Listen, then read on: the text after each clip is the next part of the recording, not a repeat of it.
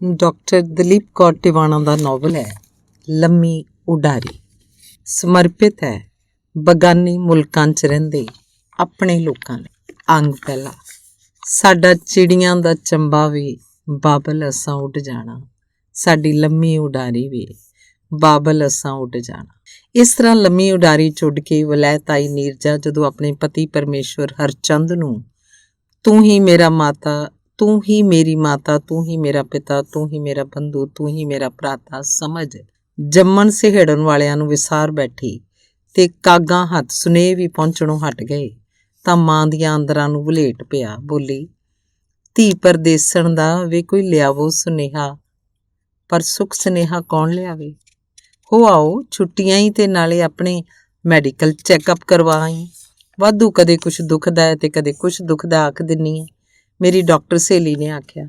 ਅੱਧੇ ਪਚੱਧੇ ਮਨ ਨਾਲ ਪਾਸਪੋਰਟ ਬਣਨੇ ਦੇ ਦਿੱਤੇ। ਕਈ ਚੱਕਰਾਂ ਮਗਰੋਂ ਪਾਸਪੋਰਟ ਮਿਲੇ ਤਾਂ ਛੁੱਟੀਆਂ ਦਾ ਸਿਰਫ 1 ਮਹੀਨਾ ਬਾਕੀ ਰਹਿ ਗਿਆ ਸੀ। ਇੰਨੇ ਥੋੜੇ ਸਮੇਂ ਲਈ ਕੀ ਇੰਨੇ ਪੈਸੇ ਬਰਬਾਦ ਕਰਨੇ ਨੇ, ਸਾਡੇ ਪ੍ਰੋਫੈਸਰ ਸਾਹਿਬ ਨੇ ਦਲੀਲ ਦਿੱਤੀ। ਪਰ ਮੈਂ ਤਾਂ ਮਨ ਹੀ ਮਨ ਉਸ ਦੇਸ਼ ਕਈ ਫੇਰੇ ਮਾਰ ਵੀ ਆਈ ਸੀ ਜਿੱਥੇ ਨੀਰਜਾ ਰਹਿੰਦੀ ਸੀ, ਹਰਚੰਦ ਰਹਿੰਦਾ ਸੀ, ਉਹਨਾਂ ਦੇ ਬੱਚੇ ਰਹਿੰਦੇ ਸੀ। ਉਹ ਤੇ ਤੁਹਾਨੂੰ ਬੜਾ ਉਡੀਕ ਰਹੇ ਨੇ, ਤੁਸੀਂ ਗਏ ਨਹੀਂ ਅਜੇ ਤੱਕ। ਵਲੈਤੋਂ ਆਏ ਹਰਚੰਦ ਦੇ ਦੋਸਤ ਨੇ ਜਦੋਂ ਆਖਿਆ ਤਾਂ ਮੂੰਹ ਜਿਵੇਂ ਫਿੱਕਾ ਜਿਹਾ ਪੈ ਗਿਆ। ਤੁਸੀਂ ਜਾਓ ਫਿਰ, ਨਾਲੇ ਮੈਡੀਕਲ ਚੈੱਕਅਪ ਹੋ ਜਾਓ। ਆਖ ਕੇ ਸਾਡੇ ਪ੍ਰੋਫੈਸਰ ਸਾਹਿਬ ਨੇ ਜਾਣ ਦੀ ਛੁੱਟੀ ਦੇ ਦਿੱਤੀ, ਪਰ ਆਪ ਨਾਲ ਜਾਣ ਲਈ ਨਾ ਮੰਨੇ। ਐਂਟਰੀ ਸਰਟੀਫਿਕੇਟ ਲੈਣ ਲਈ ਜਦੋਂ ਇੰਡੀਆ ਵਿੱਚ ਬ੍ਰਿਟਿਸ਼ ਹਾਈ ਕਮਿਸ਼ਨ ਤੋਂ ਬਾਹਰ ਗੇਟ ਪਾਸ ਦੀ ਖਾਤਰ 2 ਘੰਟੇ ਲਾਈਨ 'ਚ ਧੁੱਪੇ ਖਲੋਣਾ ਪਿਆ ਤੇ ਗੇਟ ਪਾਸ ਦੇ ਆਏ ਗੋਰੇ ਦੀ ਗੱਲਬਾਤ ਦੇ ਅੰਦਾਜ਼ ਤੋਂ ਲੱਗਿਆ ਸਾਡੇ ਲੋਕ ਇਹਨਾਂ ਦੇ ਦੇਸ਼ ਕਿਵੇਂ ਰਹਿੰਦੇ ਨੇ। ਅੰਦਰ ਐਂਟਰੀ ਸਰਟੀਫਿਕੇਟ ਦੇਣ ਵੇਲੇ ਇੰਨੇ ਸਵਾਲ ਪੁੱਛੇ ਗਏ ਜਿੰਨੇ ਸ਼ਾਇਦ ਕੁੜੀ ਦਾ ਰਿਸ਼ਤਾ ਲੈਣ ਵੇਲੇ ਵੀ ਨਹੀਂ ਪੁੱਛੇ ਜਾਂਦੇ। ਰਿਜ਼ਰਵ ਬੈਂਕ ਦੀ ਮੋਹਰ ਹੈਲਥ ਸਰਟੀਫਿਕੇਟ ਤੇ ਐਂਟਰੀ ਸਰਟੀਫਿਕੇਟ ਵੱਲੋਂ ਵਿਹਲੀ ਹੋ ਏਰੀਆਨਾ ਅਫਗਾਨ ਏਅਰਵੇਜ਼ ਦੇ ਦਫ਼ਤਰ ਜਾ ਕੇ ਜਹਾਜ਼ ਦੇ ਜਾਣ ਦਾ ਵਕਤ ਪੁੱਛਿਆ। ਉਹਨਾਂ ਦੱਸਿਆ ਅੱਜ 12 ਮਈ ਹੈ, ਇੱਕ ਜਹਾਜ਼ 16 ਮਈ ਨੂੰ ਜਾਏਗਾ, ਫਿਰ 20 ਮਈ ਨੂੰ, ਪਰ ਇਹ ਡਾਇਰੈਕਟ ਫਲਾਈਟਸ ਨਹੀਂ। ਇੱਕ ਦਿਨ ਕਾਬਲ ਤੇ ਇੱਕ ਦਿਨ ਪੈਰਿਸ ਰੁਕ ਕੇ ਜਾਣਾ ਪਏਗਾ। ਹਾਂ, ਜੇ ਤੁਸੀਂ 23 ਮਈ ਨੂੰ ਜਾਓ ਤਾਂ ਡਾਇਰੈਕਟ ਫਲਾਈਟ ਹੈ। ਇੱਥੋਂ ਸਵੇਰੇ 5 ਵਜੇ ਚੱਲੋਗੇ ਤੇ ਲੰਡਨ ਸ਼ਾਮ ਦੇ 5 ਵਜੇ ਪਹੁੰਚ ਜਾਓਗੇ। 23 ਮਈ ਬੜੀ ਦੂਰ ਸੀ। ਜੱਕੋ ਤੱਕੋ 'ਚ ਸੀ ਕਿ ਖਿਆਲ ਆਇਆ ਘਰ ਤੋਂ ਸੈਂਕੜੇ ਹਜ਼ਾਰਾਂ ਮੀਲ ਦੂਰ ਬਗਾਨੇ ਦੇਸ਼, ਬਗਾਨੀ ਧਰਤੀ, ਬਗਾਨੇ ਲੋਕ ਤੇ ਇਕੱਲੀ ਕਾਰੀ। ਨਹੀਂ, 23 ਮਈ ਦੀ ਹੀ ਸੀਟ ਬੁੱਕ ਕਰ ਦਿਓ। ਸਵੇਰੇ ਚੱਲ ਕੇ ਹੱਥ ਨੇ ਪਹੁੰਚ ਤਾਂ ਜਾਵਾਂਗੇ। ਘੱਟ ਕਿਰਾਏ ਵਾਲੇ ਜਹਾਜ਼ਾਂ ਦਾ ਤਾਂ ਫਿਰ ਇਹੀ ਹਾਲ ਹੁੰਦਾ। ਸਾਡੇ ਪ੍ਰੋਫੈਸਰ ਸਾਹਿਬ ਆਖ ਰਹੇ ਸਨ 8,080 ਰੁਪਏ ਘੱਟ ਕਿਰਾਏ ਵਾਲੇ ਜਹਾਜ਼ ਦਾ ਕਿਰਾਇਆ ਸੀ। ਸੀਟ ਬੁੱਕ ਕਰਵਾ ਕੇ ਨੀਰਜਾ ਹੋਰਾਂ ਨੂੰ ਤਾਰ ਭੇਜ ਦਿੱਤੀ ਕਿ 23 ਜੂਨ ਸ਼ਾਮ ਨੂੰ 5 ਵਜੇ ਲੰਡਨ ਹਵਾਈ ਅੱਡੇ ਤੇ ਪਹੁੰਚਾਂਗੀ। ਦਿਨ 'ਚ ਕਿੰਨੀ ਵਾਰੀ ਦਿਨ ਗਿਣਦਿਆਂ ਤਾਰੀਖ ਪੁੱਛਦਿਆਂ 23 ਤਾਰੀਖ ਆਈ। ਕਸਟਮ ਵਾਲੀਆਂ ਸਮਾਨ ਫਰੋਲਿਆ ਤੇ ਇੱਕ ਸਖਤ ਜਿਹੇ ਚਿਹਰੇ ਵਾਲੀ ਔਰਤ ਨੇ ਬਾਕੀ ਯਾਤਰੀਆਂ ਦੇ ਨਾਲ ਜਦੋਂ ਤਲਾਸ਼ੀ ਲੈ ਕੇ ਇੱਕ ਬੂਹੇ 'ਚੋਂ ਲੰਘਾਇਆ ਤਾਂ ਆਪਣੇ ਆਪ ਉੱਤੇ ਇੱਕ ਰੋਸ ਹੋਇਆ ਕਿ ਅਸੀਂ ਏਡੇ ਹੀ ਘਟੀਆ ਲੋਕ ਹਾਂ ਕਿ ਪੁੱਛ ਲੈਣ ਦੀ ਥਾਂ ਤਲਾਸ਼ੀ ਲਈ ਜਾਂਦੀ ਹੈ। ਕੀ ਸੱਚ ਦੇ ਅਰਥ ਹੀ ਸਾਡੀ ਜ਼ਿੰਦਗੀ 'ਚੋਂ ਗੁਆਚ ਗਏ ਨੇ। ਏਰੀਆਨਾ ਅਫਗਾਨ ਏਅਰਵੇਜ਼ ਦਾ ਖੂਬਸੂਰਤ ਜਹਾਜ਼ ਬੱਦਲਾਂ ਤੋਂ ਸੁਨੇਹੇ ਲੈਂਦਾ, ਧਰਤੀ ਮਿਣਦਾ, ਅਸਮਾਨ ਨਾਲ ਗੱਲਾਂ ਕਰਦਾ, ਜ਼ਿੰਦਗੀ ਤੇ ਮੌਤ ਦੀ ਬਾਰਡਰ ਲਾਈਨ ਉੱਪਰ ਦੀ ਉੱਡਿਆ ਜਾ ਰਿਹਾ ਸੀ। ਪਸ਼ਤੋ ਬੋਲਦੀਆਂ ਗੋਰੀਆਂ ਚਿੱਟੀਆਂ ਗੁਲਾਬੀ ਗੱਲਾਂ ਵਾਲੀਆਂ ਪਠਾਨ ਏਅਰ ਹੋਸਟੈਸ ਮੁਸਕਾਨਾਂ ਬਖੇਰਦੀਆਂ ਮਹਿਮਾਨ ਨਵਾਜ਼ੀ ਕਰ ਰਹੀਆਂ ਸਨ। ਅਨੇਕਾਂ ਰੰਗਾਂ, ਕੌਮਾਂ, ਨਸਲਾਂ, ਜਾਤੀਆਂ ਦੇ ਲੋਕਾਂ ਨੂੰ ਲਈ ਉੱਡਿਆ ਜਾ ਰਿਹਾ ਇਹ ਜਹਾਜ਼ ਆਪਣੇ ਆਪ 'ਚ ਇੱਕ ਸੰਸਾਰ ਸੀ। ਬਹੁਤਾ ਵਕਤ ਨਹੀਂ ਸੀ ਬੀਤਿਆ ਜਦੋਂ ਅਨਾਊਂਸਮੈਂਟ ਹੋਈ ਕਿ ਆਪੋ ਆਪਣੀਆਂ ਪੇਟੀਆਂ ਬੰਨ੍ਹ ਲਈਆਂ ਜਾਣ, ਅਸੀਂ ਲਾਹੌਰ ਪਹੁੰਚ ਰਹੇ ਹਾਂ।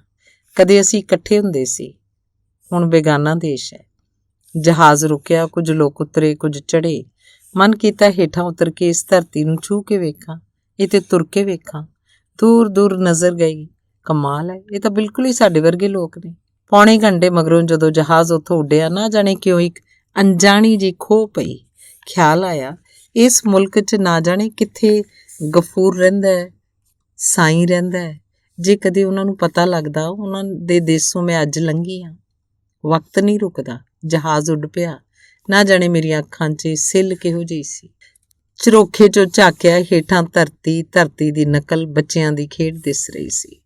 ਉੱਪਰ ਨੀਲੇ ਅੰਬਰ ਦੀ ਅਨੰਤਤਾ ਬੰਦੇ ਜੂਨ ਦੀ ਤੁੱਛਤਾ ਦਾ ਅਹਿਸਾਸ ਕਰਵਾ ਰਹੀ ਸੀ।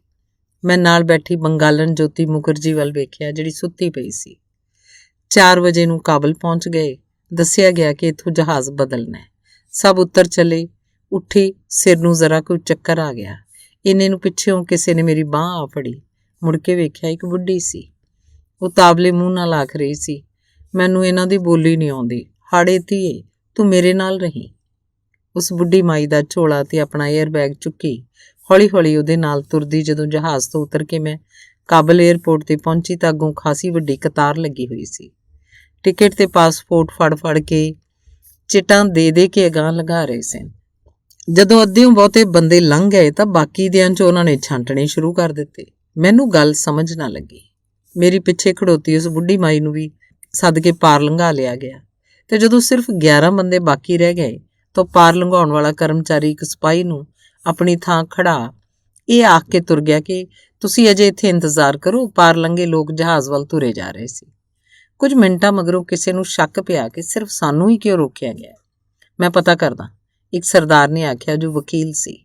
ਉਹਦੇ ਨਾਲ ਇੱਕ ਹੋਰ ਬੰਦਾ ਵੀ ਤੁਰ ਪਿਆ ਤੇ ਮੈਨੇਜਰ ਕੋਲ ਗਏ। ਪਤਾ ਲੱਗਿਆ ਜਹਾਜ਼ 'ਚ ਹੋਰ ਸੀਟਾਂ ਨਹੀਂ ਸਨ।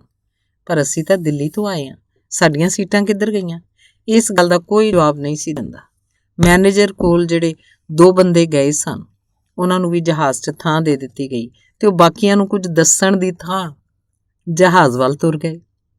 ਪਿੱਛੋਂ ਪਤਾ ਲੱਗਾ ਉਹਨਾਂ ਦਾ ਸਮਾਨ ਤੇ ਕਾਬਲ ਹੀ ਲਾ ਲਿਆ ਸੀ। ਉਹ ਇੱਥੇ ਹੀ ਰਹਿ ਗਿਆ।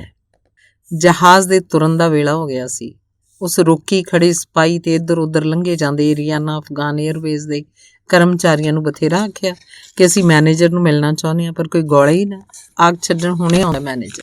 1 ਮਿੰਟ ਲਈ ਉਹ ਕਰਮਚਾਰੀ ਉੱਧਰ ਆਇਆ ਜਿਹਨੇ ਸਾਡੀ ਟਿਕਟ ਤੇ ਪਾਸਪੋਰਟ ਫੜੇ ਸਨ। ਬਹੁਤ ਪਰੇਸ਼ਾਨੀ ਦੀ ਹਾਲਤ ਵਿੱਚ ਮੈਂ ਅੱਗੇ ਹੋ ਕੇ ਉਹਨੂੰ ਆਖਿਆ, ਮੇਰੇ ਘਰ ਦੇ ਮੈਨੂੰ ਸਕਾਟਲੈਂਡ ਤੋਂ ਲੰਡਨ ਲੈਣ ਲਈ ਆਏ ਹੋਣਗੇ। ਜੇ ਮੈਂ ਅੱਜ ਨਾ ਪਹੁੰਚੀ ਉਹ ਬਹੁਤ ਪਰੇਸ਼ਾਨ ਹੋਣਗੇ। ਦੂਸਰਾ, ਮੈਂ ਜਦ ਪਹੁੰਚਾਂਗੀ ਮੈਨੂੰ ਬਹੁਤ ਔਖ ਹੋ ਸਕਦੀ ਹੈ ਕਿਉਂਕਿ ਮੇਰੇ ਕੋਲ ਉਹਨਾਂ ਦਾ ਟੈਲੀਫੋਨ ਨੰਬਰ ਵੀ ਨਹੀਂ ਹੈ। ਸਕਾਟਲੈਂਡ ਜਾਣ ਜੋਗਾ ਕਿਰਾਇਆ ਵੀ ਨਹੀਂ। ਭਾਰਤ ਸਰਕਾਰ ਨੇ ਸਿਰਫ 3 ਪਾਉਂਡ ਨਾਲ ਲਿਆਉਣ ਦੀ ਇਜਾਜ਼ਤ ਦਿੱਤੀ ਸੀ। ਉਹ ਗੱਲ ਸੁਣਦਾ ਉਹ ਜੱਡਾ ਵਾਂਗ ਮੇਰੀ ਵੱਲ ਵੇਖਦਾ ਰਿਹਾ। ਮੈਂ ਫੇਰ ਆਖਿਆ, ਮੈਨੂੰ ਬੜੀ ਪਰੇਸ਼ਾਨੀ ਹੋ ਸਕਦੀ ਹੈ ਕਿਉਂਕਿ ਮੈਂ ਵਲਾਇਤ ਪਹਿਲੀ ਵਾਰ ਜਾ ਰਹੀ ਹਾਂ। ਉਹ ਫਿਰ ਵੀ ਜਦ ਉਸੇ ਤਰ੍ਹਾਂ ਮੇਰੇ ਵੱਲ ਤੱਕੀ ਗਿਆ ਮੈਨੂੰ ਸ਼ੱਕ ਪਿਆ ਕਿਧਰੇ ਬੋਲਾ ਤਾਂ ਨਹੀਂ। ਹੁਣ ਕੁਝ ਨਹੀਂ ਹੋ ਸਕਦਾ। ਜਹਾਜ਼ 'ਚ ਕੋਈ ਸੀਟ ਨਹੀਂ, ਤੁਹਾਨੂੰ ਕੱਲ੍ਹ ਸਵੇਰੇ ਭੇਜ ਦਿਆਂਗੇ। ਉਹਨੇ ਮੇਰੇ ਨਾਲ ਹੀ ਬਹੁਤ ਪਰੇਸ਼ਾਨ ਹੋਈ ਅੱਖਾਂ ਭਰੀ ਜੋਤੀ ਮੁਖਰਜੀ ਨੂੰ ਆਖਿਆ। ਕੱਲ੍ਹ ਜਾਣਾ ਸੁਣ ਕੇ ਰੋਈ ਪਈ ਕਿਉਂਕਿ ਉਹਦੇ ਪਤੀ ਦੀ ਤਾਰ ਆਈ ਸੀ ਕਿ ਉਹ ਬਿਮਾਰ ਹੈ। ਲੰਡਨ ਦੇ ਸਾਊਥ ਹਾਲ ਰਹਿੰਦੇ ਇੱਕ ਭਾਈ ਨੇ ਆਖਿਆ, ਚਲੋ ਆਪਾਂ ਜਹਾਜ਼ ਦੇ ਅੱਗੇ ਜਾ ਖਲੋਨੇ ਹਾਂ, ਤੋਂਦੀ ਤਾਂ ਨਹੀਂ ਲਗਾਉਣ ਲੱਗੇ। ਇੱਕ ਪਾਕਿਸਤਾਨੀ ਬਿਜ਼ਨਸਮੈਨ ਸਭ ਕਾਸੇ ਤੋਂ ਬੇਨਿਆਜ਼ ਇਸ ਗੱਲ ਉੱਤੇ ਮਨ ਹੀ ਮਨ ਮੁਸਕਰਾ ਰਿਹਾ ਸੀ ਕਿ ਕਾਫਲੇ 'ਚ 2 ਔਰਤਾਂ ਵੀ ਹਨ।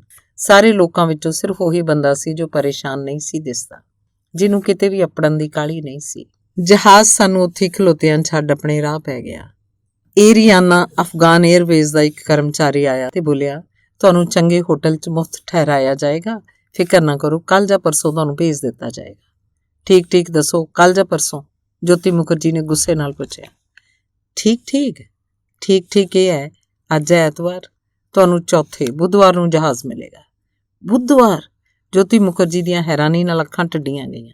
ਇੱਕ ਭਾਊ ਨੇ ਪੰਜਾਬੀ 'ਚ 2-3 ਮੋਟੀਆਂ ਗਾਲਾਂ ਏਰੀਆਨਾ ਅਫਗਾਨ ਏਅਰਲਾਈਨ ਨੂੰ ਕੱਢੀਆਂ। ਪਹਾੜ ਜਿੱਡੇ 4 ਦਿਨ। ਮਨ ਕੀਤਾ ਇਦੋਂ ਤਾਂ ਦਿੱਲੀ ਪਰਤ ਚੱਲੀਏ, ਪਰ ਆਉਣ ਲੱਗਿਆਂ ਭਾਰਤ ਸਰਕਾਰ ਨੇ ਜਿਹੜੇ 3 ਪਾਉਂਡ ਨਾਲ ਲਿਆਉਣ ਦੀ ਇਜਾਜ਼ਤ ਦਿੱਤੀ ਸੀ ਉਹ ਜਿਵੇਂ ਤੁਹਾਡੀ ਬੁੱਕਤ ਸਮਝਾ ਕੇ ਖਿੱਲੀ ਉਡਾਣ ਲੱਗੇ। ਕੋਈ ਚਾਰਾ ਨਹੀਂ ਸੀ ਸਿਵਾਏ ਬੁੱਧਵਾਰ ਨੂੰ ਉਡੀਕਣ ਦੇ। ਏਅਰਪੋਰਟ ਤੋਂ ਸ਼ਹਿਰ 'ਚ ਯਾਮਾ ਹੋਟਲ ਪਹੁੰਚਾਇਆ ਗਿਆ। ਰਾਹ 'ਚ ਦੇਖਿਆ ਖੁਸ਼ਕ ਪਹਾੜਾਂ 'ਚ ਘਿਰਿਆ ਇਹ ਸ਼ਹਿਰ ਜਾਂ ਅਮੀਰਾਂ ਦਾ ਸ਼ਹਿਰ ਸੀ ਜਾਂ ਗਰੀਬਾਂ ਦਾ। ਆਲੀਸ਼ਾਨ ਕੋਠੀਆਂ ਦੇ ਕੋਲ ਹੀ ਖਲੋਤੇ ਕੱਚੇ ਘਰਾਂ 'ਚ ਕੋਈ ਤਾਲਮੇਲ ਨਹੀਂ ਸੀ ਦਿਸਦਾ। ਹੋਟਲ ਚੰਗਾ ਸੀ।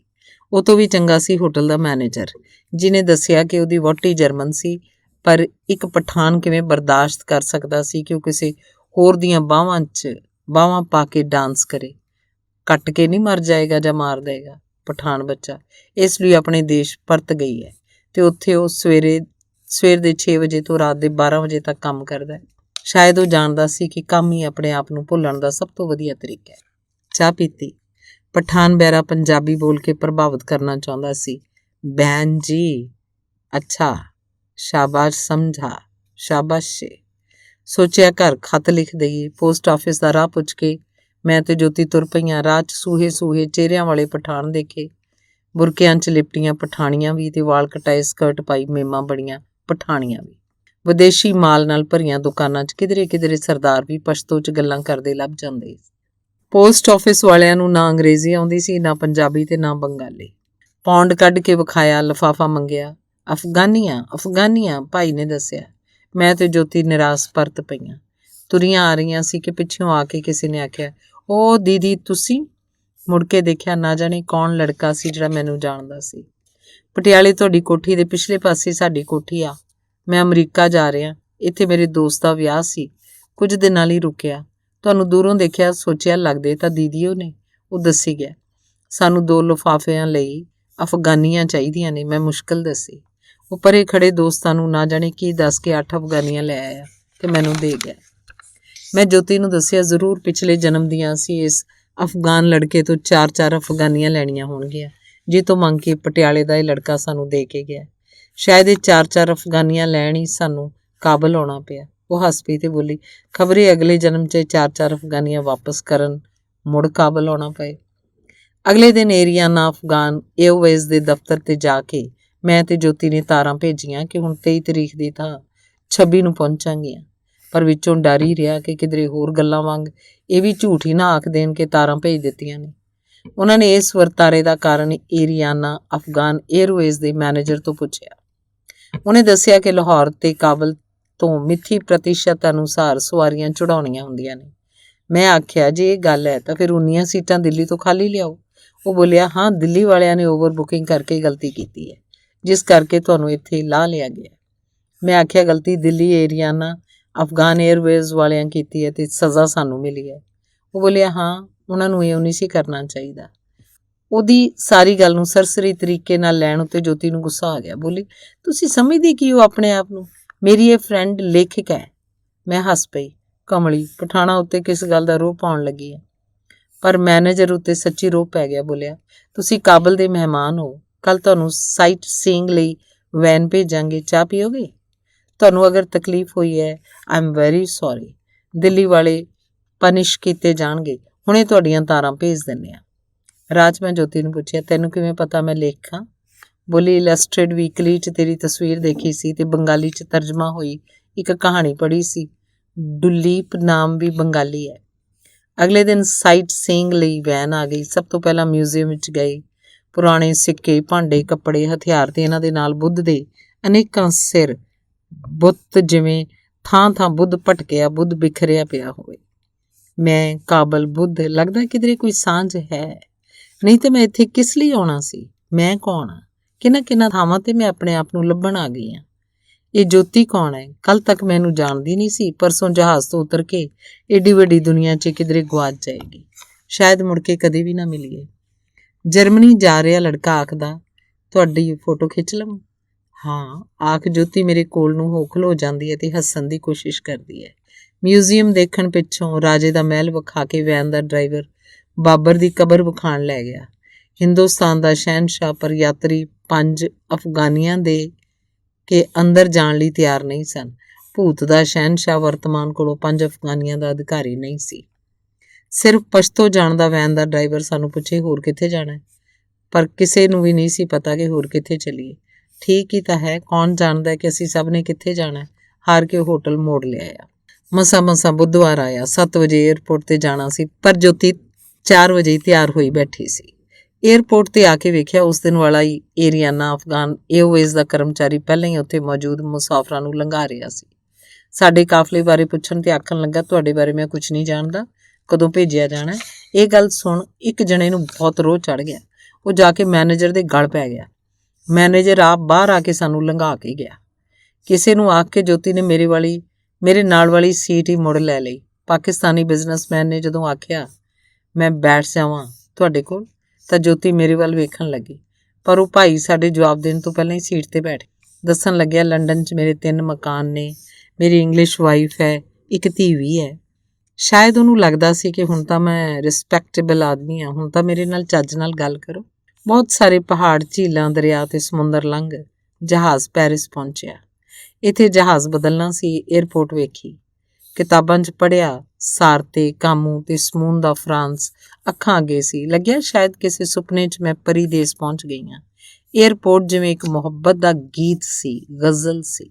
ਇੰਨੀ ਖੂਬਸੂਰਤ ਖੋਹ ਪੈ ਰਹੀ ਸੀ। ਏਅਰਪੋਰਟ ਉੱਤੇ ਹੀ ਥਾਂ-ਥਾਂ ਸਜਾਈਆਂ ਅਨੇਕ ਤਰ੍ਹਾਂ ਦੀਆਂ, ਅਨੇਕ ਸਾਈਜ਼ ਦੀਆਂ ਸੈਂਟ ਦੀਆਂ ਸ਼ੀਸ਼ੀਆਂ, ਬੋਤਲਾਂ ਤੇ ਘੜੀਆਂ 'ਚੋਂ ਮੁਲਕ ਦੇ ਸੋਝ ਸੁਆਦ ਦਾ ਭਲੀ ਭਾਂਤ ਅੰਦਾਜ਼ਾ ਲਾਇਆ ਜਾ ਸਕਦਾ ਸੀ। ਏਰੀਆਨਾ ਅਫਗਾਨ ਏਅਰਵੇਜ਼ ਦੇ ਜਹਾਜ਼ ਵਿੱਚੋਂ ਉਤਰੇ ਰੰਗ-ਬਿਰੰਗੇ ਮੁਸਾਫਰ ਕੁਥਾਂ ਪਈਆਂ ਵਸਤਾਂ ਲੱਗਦੇ ਸਨ। ਤਦ ਇੱਕ ਭਾਈ ਬੋਲਿਆ, ਸਹੁਰਿਆਂ ਨੇ ਅੱਡਾ ਤਾਂ ਬਲਾਂ ਸੋਹਣਾ ਬਣਾਇਆ, ਜਾਣੀ ਭੁੰਜੇ ਪਾ ਕੇ ਝੱਟ ਲਓ। ਬੜੇ ਹੀ ਬੀਬੇ ਕਰਮਚਾਰੀਆਂ ਨੇ ਮੁਸਕਾਉਂਦੇ ਮੂੰਹਾਂ ਨਾਲ ਸਾਨੂੰ ਬ੍ਰਿਟਿਸ਼ ਏਅਰਵੇਜ਼ ਦੇ ਜਹਾਜ਼ ਚੜਾਇਆ। ਯਾਤਰਾ ਮੁੜ ਸ਼ੁਰੂ ਹੋਈ। ਜਿਉਂ-ਜਿਉਂ ਲੰਡਨ ਨੇੜੇ ਆਉਂਦਾ ਜਾਵੇ, ਸੋਚਾਂ 'ਚ ਤਾਰ ਨਾ ਪਹੁੰਚੀ ਹੋਈ। ਲੰਡਨ ਏਅਰਪੋਰਟ ਤੇ ਪਹੁੰਚ ਕੇ ਇੱਕ ਸਾਊ ਜਿਹੇ ਅੰਗਰੇਜ਼ ਨੇ ਸਾਰੇ ਕਾਗਜ਼ ਪੱਤਰ ਤੇ ਪਾਸਪੋਰਟ ਵੇਖਿਆ। ਯੂਨੀਵਰਸਿਟੀ 'ਚ ਪੜ੍ਹਾਉਂਦੇ ਹੋ? ਸ਼ਾਇਦ ਉਹਨੂੰ ਸ਼ੱਕ ਪਿਆ ਸੀ। ਇਸੇ ਤਰ੍ਹਾਂ ਪਟਿਆਲੇ ਇੱਕ ਡਾਕਟਰ ਨੇ ਬਿਮਾਰ ਹੋਣ ਉੱਤੇ ਦਵਾਈ ਦੇ ਕੇ ਅੰਗਰੇਜ਼ੀ 'ਚ ਗੱਲ ਸਮਝਾ ਕੇ ਮੈਨੂੰ ਪੁੱਛਿਆ ਸੀ, ਅੰਗਰੇਜ਼ੀ ਆਉਂਦੀ ਹੈ? ਕਿੰਨਾ ਚਿਰ ਰਹੋਗੇ? ਸਾਰੇ ਕਾਗਜ਼ ਮੈਨੂੰ ਫੜਾਉਂਦਿਆਂ ਉਹਨੇ ਪੁੱਛਿਆ।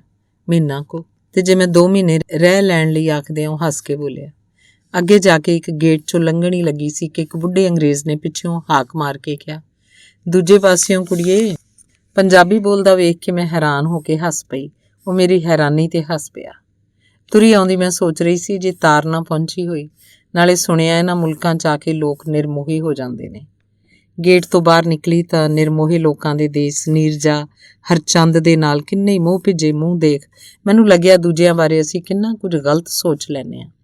ਅਸੀਂ ਏਅਰਪੋਰਟ ਤੋਂ ਬਾਹਰ ਜਾਣ ਹੀ ਲੱਗੇ ਸੀ ਕਿ ਮੇਰੀ ਨਜ਼ਰ ਗੀਤਾ ਉੱਤੇ ਪੈ ਗਈ। ਗੀਤਾ, ਤੂੰ ਕਦੋਂ ਆਈ? ਇੱਥੇ ਕਿਵੇਂ ਖੜੀ ਐ? ਕਾਹਲੀ ਨਾਲ ਉਹਦੇ ਕੋਲ ਪਹੁੰਚਦੀ ਨੇ ਮੈਂ ਇੱਕੋ ਸਾਹ ਕਈ ਸਵਾਲ ਕੀਤੇ। ਹੁਣੇ ਪਹੁੰਚੀਆਂ, ਘੰਟਾ ਕੁ ਹੋਇਆ। ਉਹਨੇ ਆਪਣੀ ਘੜੀ ਵੱਲ ਵੇਖ ਕੇ ਕਿਹਾ, ਫੇਰ? ਪਾਪਾ ਨੇ ਲੈਣ ਆਉਣਾ ਸੀ, ਪਹੁੰਚੇ ਨਹੀਂ। ਉਹਨੇ ਬੇਚੈਨ ਜੀ ਹੋ ਕੇ ਦੱਸਿਆ। ਹਰਚੰਦ, ਫੋਨ ਕਰਕੇ ਪਤਾ ਕਰੋ। ਪਿੱਛੇ ਆ ਪਹੁੰਚੇ ਹਰਚੰਦ ਵੱਲ ਇਸ਼ਾਰਾ ਕਰਕੇ ਮੈਂ ਪੁੱਛਿਆ। ਫੋਨ ਕੀਤਾ ਸੀ, ਘਰ ਨਹੀਂ ਹੈਗੇ। ਟੈਕਸੀ ਬੁਲਾ ਦਈਏ? ਹਰਚੰਦ ਨੇ ਗੀਤਾ ਵੱਲ ਧਿਆਨ ਨਾਲ ਦੇਖਦਿਆਂ ਪੁੱਛਿਆ। ਨਹੀਂ, ਪਿੱਛੋਂ ਪਾਪਾ ਇੱਥੇ ਲੱਭਦੇ ਰਹਿਣਗੇ। ਉਹਨਾਂ ਆਉਣਾ ਤਾਂ ਸੀ, ਪਤਾ ਨਹੀਂ। ਕਿੰਨੇ ਕੁ ਦਿਨ ਠਹਿਰੇਂਗੀ? ਮੈਂ ਤੁਰਨ ਦੀ ਸਲਾਹ ਬਣਾਉਂਦਿਆਂ ਪੁੱਛਿਆ। ਜਿੰਨਾ ਕੁ ਚਿਰ ਡਾਕਟਰ ਆਖਣਗੇ। ਉਹਨੇ ਖੋਈ ਜਿਹੀ ਨੇ ਉੱਤਰ ਦਿੱਤਾ। ਡਾਕਟਰ? ਮੈਂ ਮਨ 'ਚ ਸੋਚਿਆ ਤੇ ਧਿਆਨ ਨਾਲ ਉਸ ਵੱਲ ਦੇਖਿਆ। ਮੈਂ ਗੀਤਾ ਨੂੰ ਬਚਪਨ ਤੋਂ ਜਾਣਦੀ ਹਾਂ। ਉਹ ਮੇਰੇ ਨਾਲ ਪੜ੍ਹਦੀ ਰਹੀ। ਅਜੇ ਪਿਛਲੇ ਤੋਂ ਪਿਛਲੇ ਸਾਲ ਮੈਂ ਉਹਦੇ ਵਿਆਹ ਤੇ ਗਈ ਸੀ। ਪਰ ਅੱਜ ਕੀ ਹੋ ਗਿਆ? ਉਹਨੂੰ ਬੜੀ ਮਾੜੀ ਜੀ ਹੋਈ ਪਈ ਸੀ। ਕੀ ਗੱਲ, ਠੀਕ ਨਹੀਂ? ਮੈਂ ਉਹਦਾ ਹੱਥ ਫੜ ਕੇ ਪੁੱਛਿਆ। ਹਾਂ, ਉਹਨੇ ਖੋਈ ਨੇ ਇੱਧਰ ਉੱਧਰ ਝਾਕਦੀ ਨੇ ਕਿਹਾ। ਮੈਂ ਨੀਰਜਾ ਤੇ ਹਰਚੰਦ ਹੋਰਾਂ ਕੋਲ ਗਲਾਸਗੋ ਠਹਿਰਾਂਗੀ, ਆਈ ਫਿਰ। ਪਾਪਾ ਨੂੰ ਵੀ ਲਿਆਈ। ਸਾਡਾ ਟੈਲੀਫੋਨ ਨੰਬਰ 041776786 ਹੈ, ਹਰਚੰਦ ਬੋਲਿਆ। ਚੰਗਾ, ਉਹਨੇ ਹਰਚੰਦ ਵੱਲ ਗਹਿਰੀਆਂ ਅੱਖਾਂ ਨਾਲ ਝਾਕ ਕੇ ਕਿਹਾ। ਹਰਚੰਦ ਨੂੰ ਤਾਂ ਜਾਣਦੀ ਆ ਨਾ? ਨੀਰਜਾ ਦਾ ਹਸਬੈਂਡ ਹੈ। ਮੈਂ ਉਹਦੇ ਮੂੰਹ ਤੇ ਆਈ ਅਜੀਬ ਕਿਸਮ ਦੀ ਬੇਭਰੋਸਗੀ ਨੂੰ ਤਾੜਦਿਆਂ ਕਿਹਾ। ਨੀਰਜਾ ਤਾਂ ਇੱਥੋਂ ਛੋਟੀ ਦਾ ਨਾਂ ਹੈ ਨਾ? ਉਹਨੇ 2-3 ਵਾਰੀ ਅੱਖਾਂ ਝਪਕਦਿਆਂ ਪੁੱਛਿਆ। ਨਹੀਂ, ਮੈਥੋਂ ਛੋਟੀ ਤੋਂ ਵੀ ਛੋਟੀ ਹੈ ਨੀਰਜਾ ਤਾਂ, ਮੈਂ ਦੱਸਿਆ। ਪਰ ਮੈਨੂੰ ਹੈਰਾਨੀ ਹੋਈ, ਗੀਤਾ ਇੰਨਾ ਵੀ ਭੁੱਲ ਗਈ। ਅੱਛਾ, ਫਿਰ ਚੱਲੀਏ ਅਸੀਂ? ਆਪ ਉਹਨੂੰ ਅਜਨਬੀਆਂ ਦੀ ਭੀੜ 'ਚ ਖੜੀ ਛੱਡ ਮੈਂ ਉਸ ਕੋਲੋਂ ਤੁਰ ਆਈ। ਪਰ ਮੈਨੂੰ ਕੁਛ ਅਜੀਬ ਲੱਗਦਾ ਰਿਹਾ ਕਿ ਗੀਤਾ ਨੂੰ ਕੀ ਹੋ ਗਿਆ। ਇਸ ਤਰ੍ਹਾਂ ਦੀ ਤਾਂ ਨਹੀਂ ਸੀ ਹੁੰਦੀ ਗੀਤਾ। ਅੰਗ ਦੂਸਰਾ। ਏਅਰਪੋਰਟ ਤੋਂ ਤੁਰ ਕੇ ਕਾਰ ਇੱਕੋ ਜਿਹੀਆਂ ਸ਼ਕਲਾਂ ਵਾਲੇ ਮੌਨ ਖੜੇ ਘਰਾਂ ਕੋਲੋਂ ਦੀ ਚੁੱਪਚਾਪ ਲੰਘੀ ਜਾ ਰਹੀ ਸੀ। ਰਾਤ ਦੇ 10 ਵੱਜ ਗਏ ਸਨ, ਪਰ ਅਜੇ ਵੀ ਦਿਨ ਸੀ। ਕਮਾਲ ਹੈ, ਮੈਂ ਕਿਹਾ। ਤੁਸੀਂ ਆਉਣਾ ਸੀ ਨਾ, ਦੇਖ ਲਓ ਅਸੀਂ ਦਿਨ ਹੀ ਨਹੀਂ ਡੁੱਬਣ ਦਿੱਤਾ, ਕੁਲਜੀਤ ਨੇ ਕਾਰ ਤੇਜ਼ ਕਰਦਿਆਂ ਕਿਹਾ। ਮੈਂ ਹੱਸ ਪਈ। ਕਾਰਾਂ ਦੀ ਲਗਾਤਾਰ ਲਾਈਨ 'ਚ ਤੁਰਦੀ ਕਾਰ, ਢਾਲਵੀਆਂ ਛੱਤਾਂ, ਸ਼ੀਸ਼ੇ ਦੀਆਂ ਬਾਰੀਆਂ 'ਚ ਮਹੀਨ ਚਿੱਟੀ ਰੇਸ਼ਮੀ ਜਾਲੀ ਦੇ ਪਰਦਿਆਂ ਵਾਲੇ ਘਰਾਂ ਅੱਗੋਂ ਦੀ ਲੰਘਦੀ ਕਾਰ ਇੱਕ ਬੰਗਲੇ ਵਰਗੇ ਘਰ ਦੇ ਅੱਗੇ ਜਾ ਖੜੋਤੀ। ਕੁਲਜੀਤ ਨੇ ਉਤਰ ਕੇ ਘੰਟੀ ਮਾਰੀ। ਉਸੇ ਦਾ ਘਰ ਸੀ। ਉਹ ਦੀਦੀ, ਸਫਾਲੀ ਨੇ ਬੂਹਾ ਖੋਲਦਿਆਂ ਖਿੜ ਕੇ ਆਖਿਆ। ਉਹ ਮੈਨੂੰ ਜਾਣਦੀ ਸੀ, ਸਿਰਫ ਮੈਂ ਹੀ ਉਹਨੂੰ ਨਹੀਂ ਸੀ ਜਾਣਦੀ। ਹੋਰ ਵੀ ਜਿੰਨੇ ਲੋਕ ਸਾਡੇ ਨਾਲ ਸਨ, ਸਭ ਇਉਂ ਗੱਲਾਂ ਕਰ ਰਹੇ ਸਨ ਜਿਵੇਂ ਮੁੱਦਤਾਂ ਤੋਂ ਮੈਨੂੰ ਜਾਣਦੇ ਹੋਣ। ਸ਼ਾਇਦ ਜਾਣਦੇ ਹੀ ਸਨ, ਨੀਰਜਾ ਤੇ ਹਰਚੰਦ ਹੋਰਾਂ ਨੂੰ ਜੋ ਜਾਣਦੇ ਸਨ। ਹਟੜੀ ਵਰਗਾ ਘਰ ਸੀ। ਘਰ ਦਾ ਨਿੱਘਾ ਕਮਰਾ ਸੀ। ਕਮਰੇ 'ਚ ਕਿਤਾਬਾਂ ਸਨ, ਰਿਕਾਰਡ ਪਲੇਅਰ ਸੀ, ਢੇਰ ਸਾਰੇ ਰਿਕਾਰਡ ਸਨ। ਸ਼ਿਵ ਕੁਮਾਰ ਦੀ ਤਸਵੀਰ ਸੀ। ਅਲਮਾਰੀ 'ਚ ਵਿਸਕੀ, ਬੀਅਰ ਦੀਆਂ ਬੋਤਲਾਂ ਸਨ। ਨਿੱਕੀ ਜਿਹੀ ਧੀ ਸੀ। ਘਰ ਦੀ ਮਾਲਕਣ ਖੂਬਸੂਰਤ ਸੀ। ਲੱਗਦਾ ਸੀ ਜ਼ਿੰਦਗੀ 'ਚ ਬੰਦੇ ਨੂੰ ਹੋਰ ਭਲਾ ਕੀ ਚਾਹੀਦਾ, ਪਰ ਬਹੁਤੀ ਵਾਰੀ ਬੰਦੇ ਨੂੰ ਪਤਾ ਹੀ ਨਹੀਂ ਲੱਗਦਾ ਕਿ ਉਹਨੂੰ ਕੀ ਚਾਹੀਦਾ।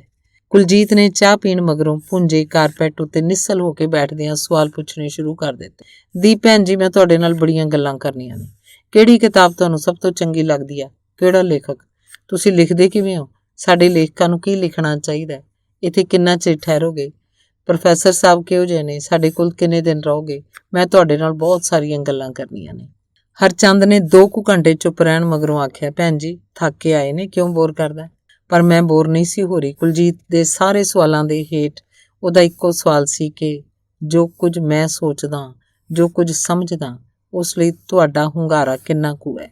ਕਈ ਵਾਰ ਉਹ ਆਪਣੇ ਸਵਾਲਾਂ 'ਚ ਆਪ ਹੀ ਉਲਝ ਜਾਂਦਾ ਤੇ ਫਿਰ ਸਵਾਲ ਦੇ ਜਵਾਬ ਦੀ ਥਾਂ ਉਹਨੂੰ ਇਹ ਦੱਸਣਾ ਪੈਂਦਾ ਸੀ ਕਿ ਪੁੱਛਣਾ ਕੀ ਚਾਹੁੰਦਾ ਹੈ। ਇੱਥੇ ਬੇਗਾਨੇ ਮੁਲਕ, ਬੇਗਾਨੇ ਲੋਕ, ਬੇਗਾਨੇ ਕਲਚਰ 'ਚ ਰਹਿੰਦੇ ਆ। ਹਰ ਵੇਲੇ ਟਰਾਂਸਲੇਸ਼ਨ 'ਚ ਗੱਲਾਂ ਆਪਣੇ ਆਪ ਦਾ ਉਲਥਾ ਅਨੁਵਾਦ ਜਿਹਾ ਹੀ ਬਣ ਕੇ ਰਹਿ ਗਏ ਆ। ਭੈਣ ਜੀ ਇੱਥੇ ਰਹਿੰਦਿਆਂ ਬੰਦੇ ਦੀ ਜਿਵੇਂ ਆਪ ਤੱਕ ਪਹੁੰਚ ਜਿਹੀ ਮੁੱਕ ਜਾਂਦੀ ਹੈ। ਤਾਈਏ ਗੱਲ ਕਰਦਾ ਕੁਲਜੀਤ ਫਿਰ ਉਲਝ ਜਿਹਾ ਗਿਆ। ਭੈਣ ਜੀ ਥੱਕ ਕੇ ਆਏ ਨੇ, ਚਲੋ ਹੁਣ ਰੋਟੀ ਖਾਈਏ, ਬਸ ਕਰੋ। 1 ਵਜੇ ਉਹਦੀ ਪਤਨੀ ਰਾਣੀ ਨੇ ਆਖਿਆ ਤੇ ਅਸੀਂ ਰੋਟੀ ਖਾਣ ਦੂਜੇ ਕਮਰੇ 'ਚ ਚਲੇ ਗਏ। ਬੜੇ ਉਚੇਚ ਨਾਲ ਉਹਨੇ ਸਾਗ, ਪਰਾਂਠੇ, ਖੀਰ ਤੇ ਮੁਰਗਾ ਬਣਾਏ ਸਨ। ਗਰਮੀਆਂ 'ਚ ਸਾਗ? ਮੈਂ ਹੱਸ ਕੇ ਕਿਹਾ। ਕਿਹੜਾ ਖੇਤਾਂ 'ਚੋਂ ਲਿਆਣਾ ਹੈ? ਡੱਬਿਆਂ 'ਚੋਂ ਹੀ ਹੁੰਦਾ ਹੈ, ਜਿਹੜੀ ਰੁੱਤੇ ਮਰਜ਼ੀ ਲੈ ਲਓ, ਨੀਰਜਾ ਬੋਲੀ। ਮੈਂ ਭੈਣ ਜੀ ਸੱਚੀਓ ਤੁਹਾਡੇ ਨਾਲ ਬੜੀਆਂ ਗੱਲਾਂ ਕਰਨੀਆਂ ਨੇ, ਕੁਲਜੀਤ ਰੋਟੀ ਖਾਣ ਮਗਰੋਂ ਵੀ ਆਖ ਰਿਹਾ ਸੀ। ਪਰ ਰਾਣੀ ਮੈਨੂੰ ਦੂਜੇ ਕਮਰੇ 'ਚ ਲੈ ਆਈ ਜਿੱਥੇ ਭੁੰਜੇ ਬਿਸਤਰੇ ਲੱਗੇ ਸਨ। ਆਪਾਂ ਤਾਂ ਸੌਂਦੇ ਹਾਂ, ਆਖ ਨੀਰਜਾ ਨੇ ਸਾਡੀ ਵੱਲ ਪਿੱਠ ਕਰਕੇ ਕੱਪੜੇ ਲਾਹ ਕੇ ਨਾਈਟੀ ਪਾ ਲਈ ਤੇ ਬਿਸਤਰੇ 'ਚ ਵੜ ਗਈ। ਕੁਝ ਹੀ ਮਿੰਟਾਂ ਮਗਰੋਂ ਸੌਂ ਗਈ। ਨੀਂਦ ਤਾਂ ਨਹੀਂ ਆ ਰਹੀ? ਰਾਣੀ ਨੇ ਮੈਨੂੰ ਪੁੱਛਿਆ। ਨਹੀਂ, ਮੈਂ ਹੱਸ ਕੇ ਕਿਹਾ। ਉਹ ਸੰਵਾਰ ਕੇ ਮੇਰੇ ਕੋਲ ਬਿਸਤਰੇ 'ਚ ਬੈਠ ਗਈ। ਹੁਣ ਵਾਰੀ ਉਹਦੀ ਸੀ, ਕੁਝ ਪੁੱਛਣ ਦੀ ਨਹੀਂ, ਬੜਾ ਕੁਝ ਦੱਸਣ ਦੀ। ਉਹਨੇ ਆਪਣਾ ਮੁਸਕਰਾਉਂਦਾ ਮੁਖੌਟਾ ਲਾ ਕੇ ਪਰਾਂ ਰੱਖ ਦਿੱਤਾ। ਅੱਖਾਂ ਭਰ ਕੇ ਬੋਲੀ, ਦੀਦੀ ਬੇਗਾਨਾ ਮੁਲਕ, ਬੇਗਾਨੀ ਧਰਤੀ, ਬੇਗਾਨੇ ਲੋਕ, ਇੱਕੋ ਮਰਦ ਆਪਣਾ, ਉਹ ਵੀ ਜੇ ਬੇਗਾਨਾ ਲੱਗੇ। ਹਿੰਦੁਸਤਾਨੀ ਔਰਤ ਦੀ ਤਾਂ ਸਾਰੀ ਹੋਂਦ ਮਿੱਟੀ ਹੋ ਜਾਂਦੀ ਹੈ। ਇਸ ਹਾਲਤ 'ਚ ਕਿਸੇ ਵੀ ਦੇਸ਼ ਦੀ ਔਰਤ ਦੀ ਹੋਂਦ ਮਿੱਟੀ ਹੋ ਜਾਂਦੀ ਹੈ ਰਾਣੀ, ਮੈਂ ਆਖਿਆ। ਨਹੀਂ ਦੀਦੀ ਨਹੀਂ, ਇਸ ਦੇਸ਼ ਦੀਆਂ ਔਰਤਾਂ ਹੀ ਨਹੀਂ। ਇੱਥੇ ਇੱਕ ਗੋਰੀ ਦਾ ਮੁੱਲ 2.5 ਸ਼ਿਲਿੰਗ ਹੈ, ਕਿਉਂਕਿ 2.5 ਸ਼ਿਲਿੰਗ ਇੱਕ ਸ਼ਰਾਬ ਦੇ ਗਲਾਸ ਦਾ ਮੁੱਲ ਹੈ, ਉਹ ਹਰਖੀ ਆਖ ਰਹੀ ਸੀ। ਮੈਨੂੰ ਲੱਗਿਆ ਜੇ ਕਿਸੇ ਦਾ ਮਰਦ ਆਪਣੀ ਔਰਤ ਨੂੰ ਛੱਡ ਕੇ 2.5 ਸ਼ਿਲਿੰਗਾਂ ਦੀ ਗੋਰੀ ਦੇ ਮਗਰ ਭਟਕਦਾ ਹੈ ਤਾਂ ਇਹਦਾ ਮਤਲਬ ਹੈ ਉਹਦੇ ਮਨ 'ਚ ਆਪਣੀ ਔਰਤ ਦਾ ਮੁੱਲ 2.5 ਸ਼ਿਲਿੰਗ ਵੀ ਨਹੀਂ ਹੈ। ਮੈਂ ਉਹਦੇ ਪਰੇਸ਼ਾਨ ਮੂੰਹ ਵੱਲ ਵੇਖਦੀ ਰਹੀ। ਦੀਦੀ ਇੱਥੇ ਸਾਰੇ ਹੀ ਮਰਦ, ਪਰ ਰਾਣੀ ਪਤਝੜਾਂ ਦੇ ਮਾਰੇ ਲੋਕ ਇਸ ਖੁਸ਼ਬੂਆਂ ਦੇ ਦੇਸ਼ ਆਪਣੇ ਆਪ ਨੂੰ ਕਿਵੇਂ ਸੰਭਾਲਣ? ਮੈਂ ਆਖਣਾ ਚਾਹੁੰਦੀ ਸੀ ਪਰ ਉਹ ਗੱਲ ਕਰਨ ਦਾ ਮੌਕਾ ਹੀ ਨਹੀਂ ਸੀ ਦੇ ਰਹੀ। ਬੋਲੀ, ਜਿਨ੍ਹਾਂ ਦਾ ਪੀਰ ਪੈਗੰਬਰ ਹੀ ਅਣਵਿਆਹੀ ਮਾਂ ਦਾ ਪੁੱਤ ਹੋਵੇ ਦੀਦੀ, ਉਹਨਾਂ ਕੋਲੋਂ ਮੈਂ ਤੁਹਾਨੂੰ ਕੀ ਦੱਸਾਂ? ਇਹ ਤਾਂ ਬੰਦੇ ਨੂੰ ਆਪ ਪੁੱਛ ਲੈਂਦੀਆਂ ਨੇ ਤੇ ਤੁਸੀਂ ਨਹੀਂ ਜਾਣਦੇ। ਤੇ ਉਹ ਠੀਕ ਹੀ ਆਖਦੀ ਸੀ, ਮੈਂ ਕੁਝ ਨਹੀਂ ਸੀ ਜਾਣਦੀ। ਹਾਂ, ਕੁਛ ਨਹੀਂ ਸੀ ਜਾਣਦੀ। ਇੱਕ ਵਾਰੀ ਦੇਸ਼ ਜਾ ਕੇ ਜਦੋਂ ਹਰਨੇਕ ਬਾਰੇ ਕਿਸੇ ਨੇ ਦੱਸਿਆ ਸੀ ਤਾਂ ਮੈਂ ਆਖਿਆ ਸੀ, ਨਹੀਂ ਉਹ ਲੋਕ ਹੋਰ ਹੁੰਦੇ ਨੇ। ਤੇ ਅੱਜ ਹਰਨੇਕ ਨੂੰ ਦੇਖ ਕੇ ਵੀ ਲੱਗਿਆ ਸੀ ਕਿ ਉਹ ਲੋਕੀ ਹੋਰ ਹੁੰਦੇ ਨੇ, ਪਰ ਰਾਣੀ ਆਖ ਰਹੀ ਸੀ, ਨਹੀਂ ਦੀਦੀ ਉਹ ਲੋਕ ਹੋਰ ਨਹੀਂ ਹੁੰਦੇ। ਬੜੀ ਪਿਆਰੀ ਧੀ ਹੈ ਤੁਹਾਡੀ। ਮੈਂ ਗੱਲ ਬਦਲੀ। ਛੁੱਟੀਆਂ ਕਰਕੇ ਆਈ ਹੋਈ ਹੈ, ਇੰਡੀਆ ਪੜ੍ਹਦੀ ਹੈ, ਹੋਸਟਲ 'ਚ ਛੱਡੀ ਹੋਈ ਹੈ। ਇਹ ਆਖਦੇ ਸਨ ਮੈਂ ਨਹੀਂ ਚਾਹੁੰਦਾ ਇੱਥੇ ਰਹਿ ਕੇ ਇੱਥੋਂ ਦੀਆਂ ਕੁੜੀਆਂ ਵਰਗੀ ਬਣ ਜਾਏ। ਕੀ ਕੁਲਜੀਤ ਸੱਚ ਆਖਦਾ ਹੈ? ਕਿ ਸਾਡੇ 'ਚ ਸੱਚ ਨੂੰ ਸਵੀਕਾਰ ਕਰਨ ਦੀ ਜੁਰਤ ਹੈ? ਕੀ ਸੱਚਮੁੱਚ ਉਹਨੂੰ ਇੱਥੋਂ ਦੀਆਂ ਕੁੜੀਆਂ ਪਸੰਦ ਨਹੀਂ? ਕੀ ਸਾਡੇ 'ਚੋਂ ਬਹੁਤਿਆਂ ਨੂੰ ਇਹ ਪਤਾ ਵੀ ਹੈ ਕਿ ਸਾਨੂੰ ਕੀ ਪਸੰਦ ਹੈ ਤੇ ਕੀ ਪਸੰਦ ਨਹੀਂ? ਮੈਂ ਪੁੱਛਣਾ ਚਾਹੁੰਦੀ ਸੀ ਪਰ ਪੁੱਛਿਆ ਨਹੀਂ। 3 ਵੱਜ ਗਏ। ਰਾਣੀ ਨੇ ਅਜੇ ਬਹੁਤ ਸਾਰੀਆਂ ਗੱਲਾਂ ਮੇਰੇ ਨਾਲ ਕਰਨੀਆਂ ਸਨ ਕਿ ਕਾਹਤੋਂ ਬਿਨਾਂ ਸੋਚੇ ਸਮਝੇ ਲੋਕ ਇੱਧਰ ਰਹਿੰਦੇ ਬੰਦਿਆਂ ਨਾਲ ਆਪਣੀਆਂ ਧੀਆਂ ਵਿਆਹ ਦਿੰਦੇ ਨੇ। ਕੀ ਬਸ ਪੈਸਾ ਹੀ ਸਭ ਕੁਝ ਹੁੰਦਾ ਹੈ? ਇੱਥੇ ਮਰੀਆਂ ਖੱਪੀਆਂ ਦੀ ਤਾਂ ਕੋਈ ਕਾਂ ਹੱਡੀ ਵੀ ਨਹੀਂ ਲੈ ਕੇ ਪਹੁੰਚੂਗਾ। ਮਾਪੇ ਹੀ ਵੈਰੀ ਹੋ ਜਾਂਦੇ ਨੇ, ਪਰ ਉਹਨਾਂ ਵਿਚਾਰਿਆਂ ਨੂੰ ਕੀ ਪਤਾ ਹੁੰਦਾ ਹੈ। ਬੋਲਦੀ ਉਹ ਮੇਰੇ ਵੱਲ ਝਾਕੀ। ਦੀਦੀ ਆਖੋਗੇ ਥੱਕਿਆਂ ਨੂੰ ਪਰੇਸ਼ਾਨ ਕਰ ਰਹੀ ਹਾਂ, ਉਂਝ ਤਾਂ ਮੈਂ ਇਹਨਾਂ ਗੱਲਾਂ ਬਾਰੇ ਕਹਾਣੀਆਂ ਵੀ ਲਿਖੀਆਂ ਨੇ। ਮੈਂ ਉਹਦੇ ਮੂੰਹ ਵੱਲ ਵੇਖਦੀ ਰਹੀ, ਉਸ ਤੋਂ ਪਾਰ ਵੇਖਦੀ ਰਹੀ। ਉੱਠ ਕੇ ਆਪਣੀ ਧੀ ਨਾਲ ਪੈ ਗਈ ਤੇ ਸੌਂ ਵੀ ਗਈ। ਪਰ ਮੇਰੇ ਪੈਰਾਂ ਦੀਆਂ ਉਂਗਲਾਂ ਦੀਆਂ ਖੱਲੀਆਂ ਚੜ੍ਹਨ ਲੱਗ ਪਈਆਂ। ਇੰਨਾ ਭਾਰ ਨਾੜਾਂ ਨਹੀਂ ਸੀ ਝੱਲਦੀਆਂ, ਲਿਫ ਜਰਕ ਜਾ ਰਹੀਆਂ ਸਨ। ਮੈਂ ਸਿਰਹਾਣੇ ਰੱਖਿਆ ਪਾਣੀ ਪੀਤਾ, ਪਰਸ 'ਚੋਂ ਨੀਂਦ ਵਾਲੀਆਂ 2 ਗੋਲੀਆਂ ਕੱਢ ਕੇ ਖਾਧੀਆਂ। ਸੌਣ ਦੀ ਕੋਸ਼ਿਸ਼ ਵਿੱਚ ਹੀ ਦਿਨ ਚੜ੍ਹ ਗਿਆ। ਗਰਮੀਆਂ 'ਚ ਸਵੇਰੇ 3:30 ਵਜੇ ਹੀ ਇੱਥੇ ਦਿਨ ਚੜ੍ਹ ਜਾਂਦਾ ਹੈ।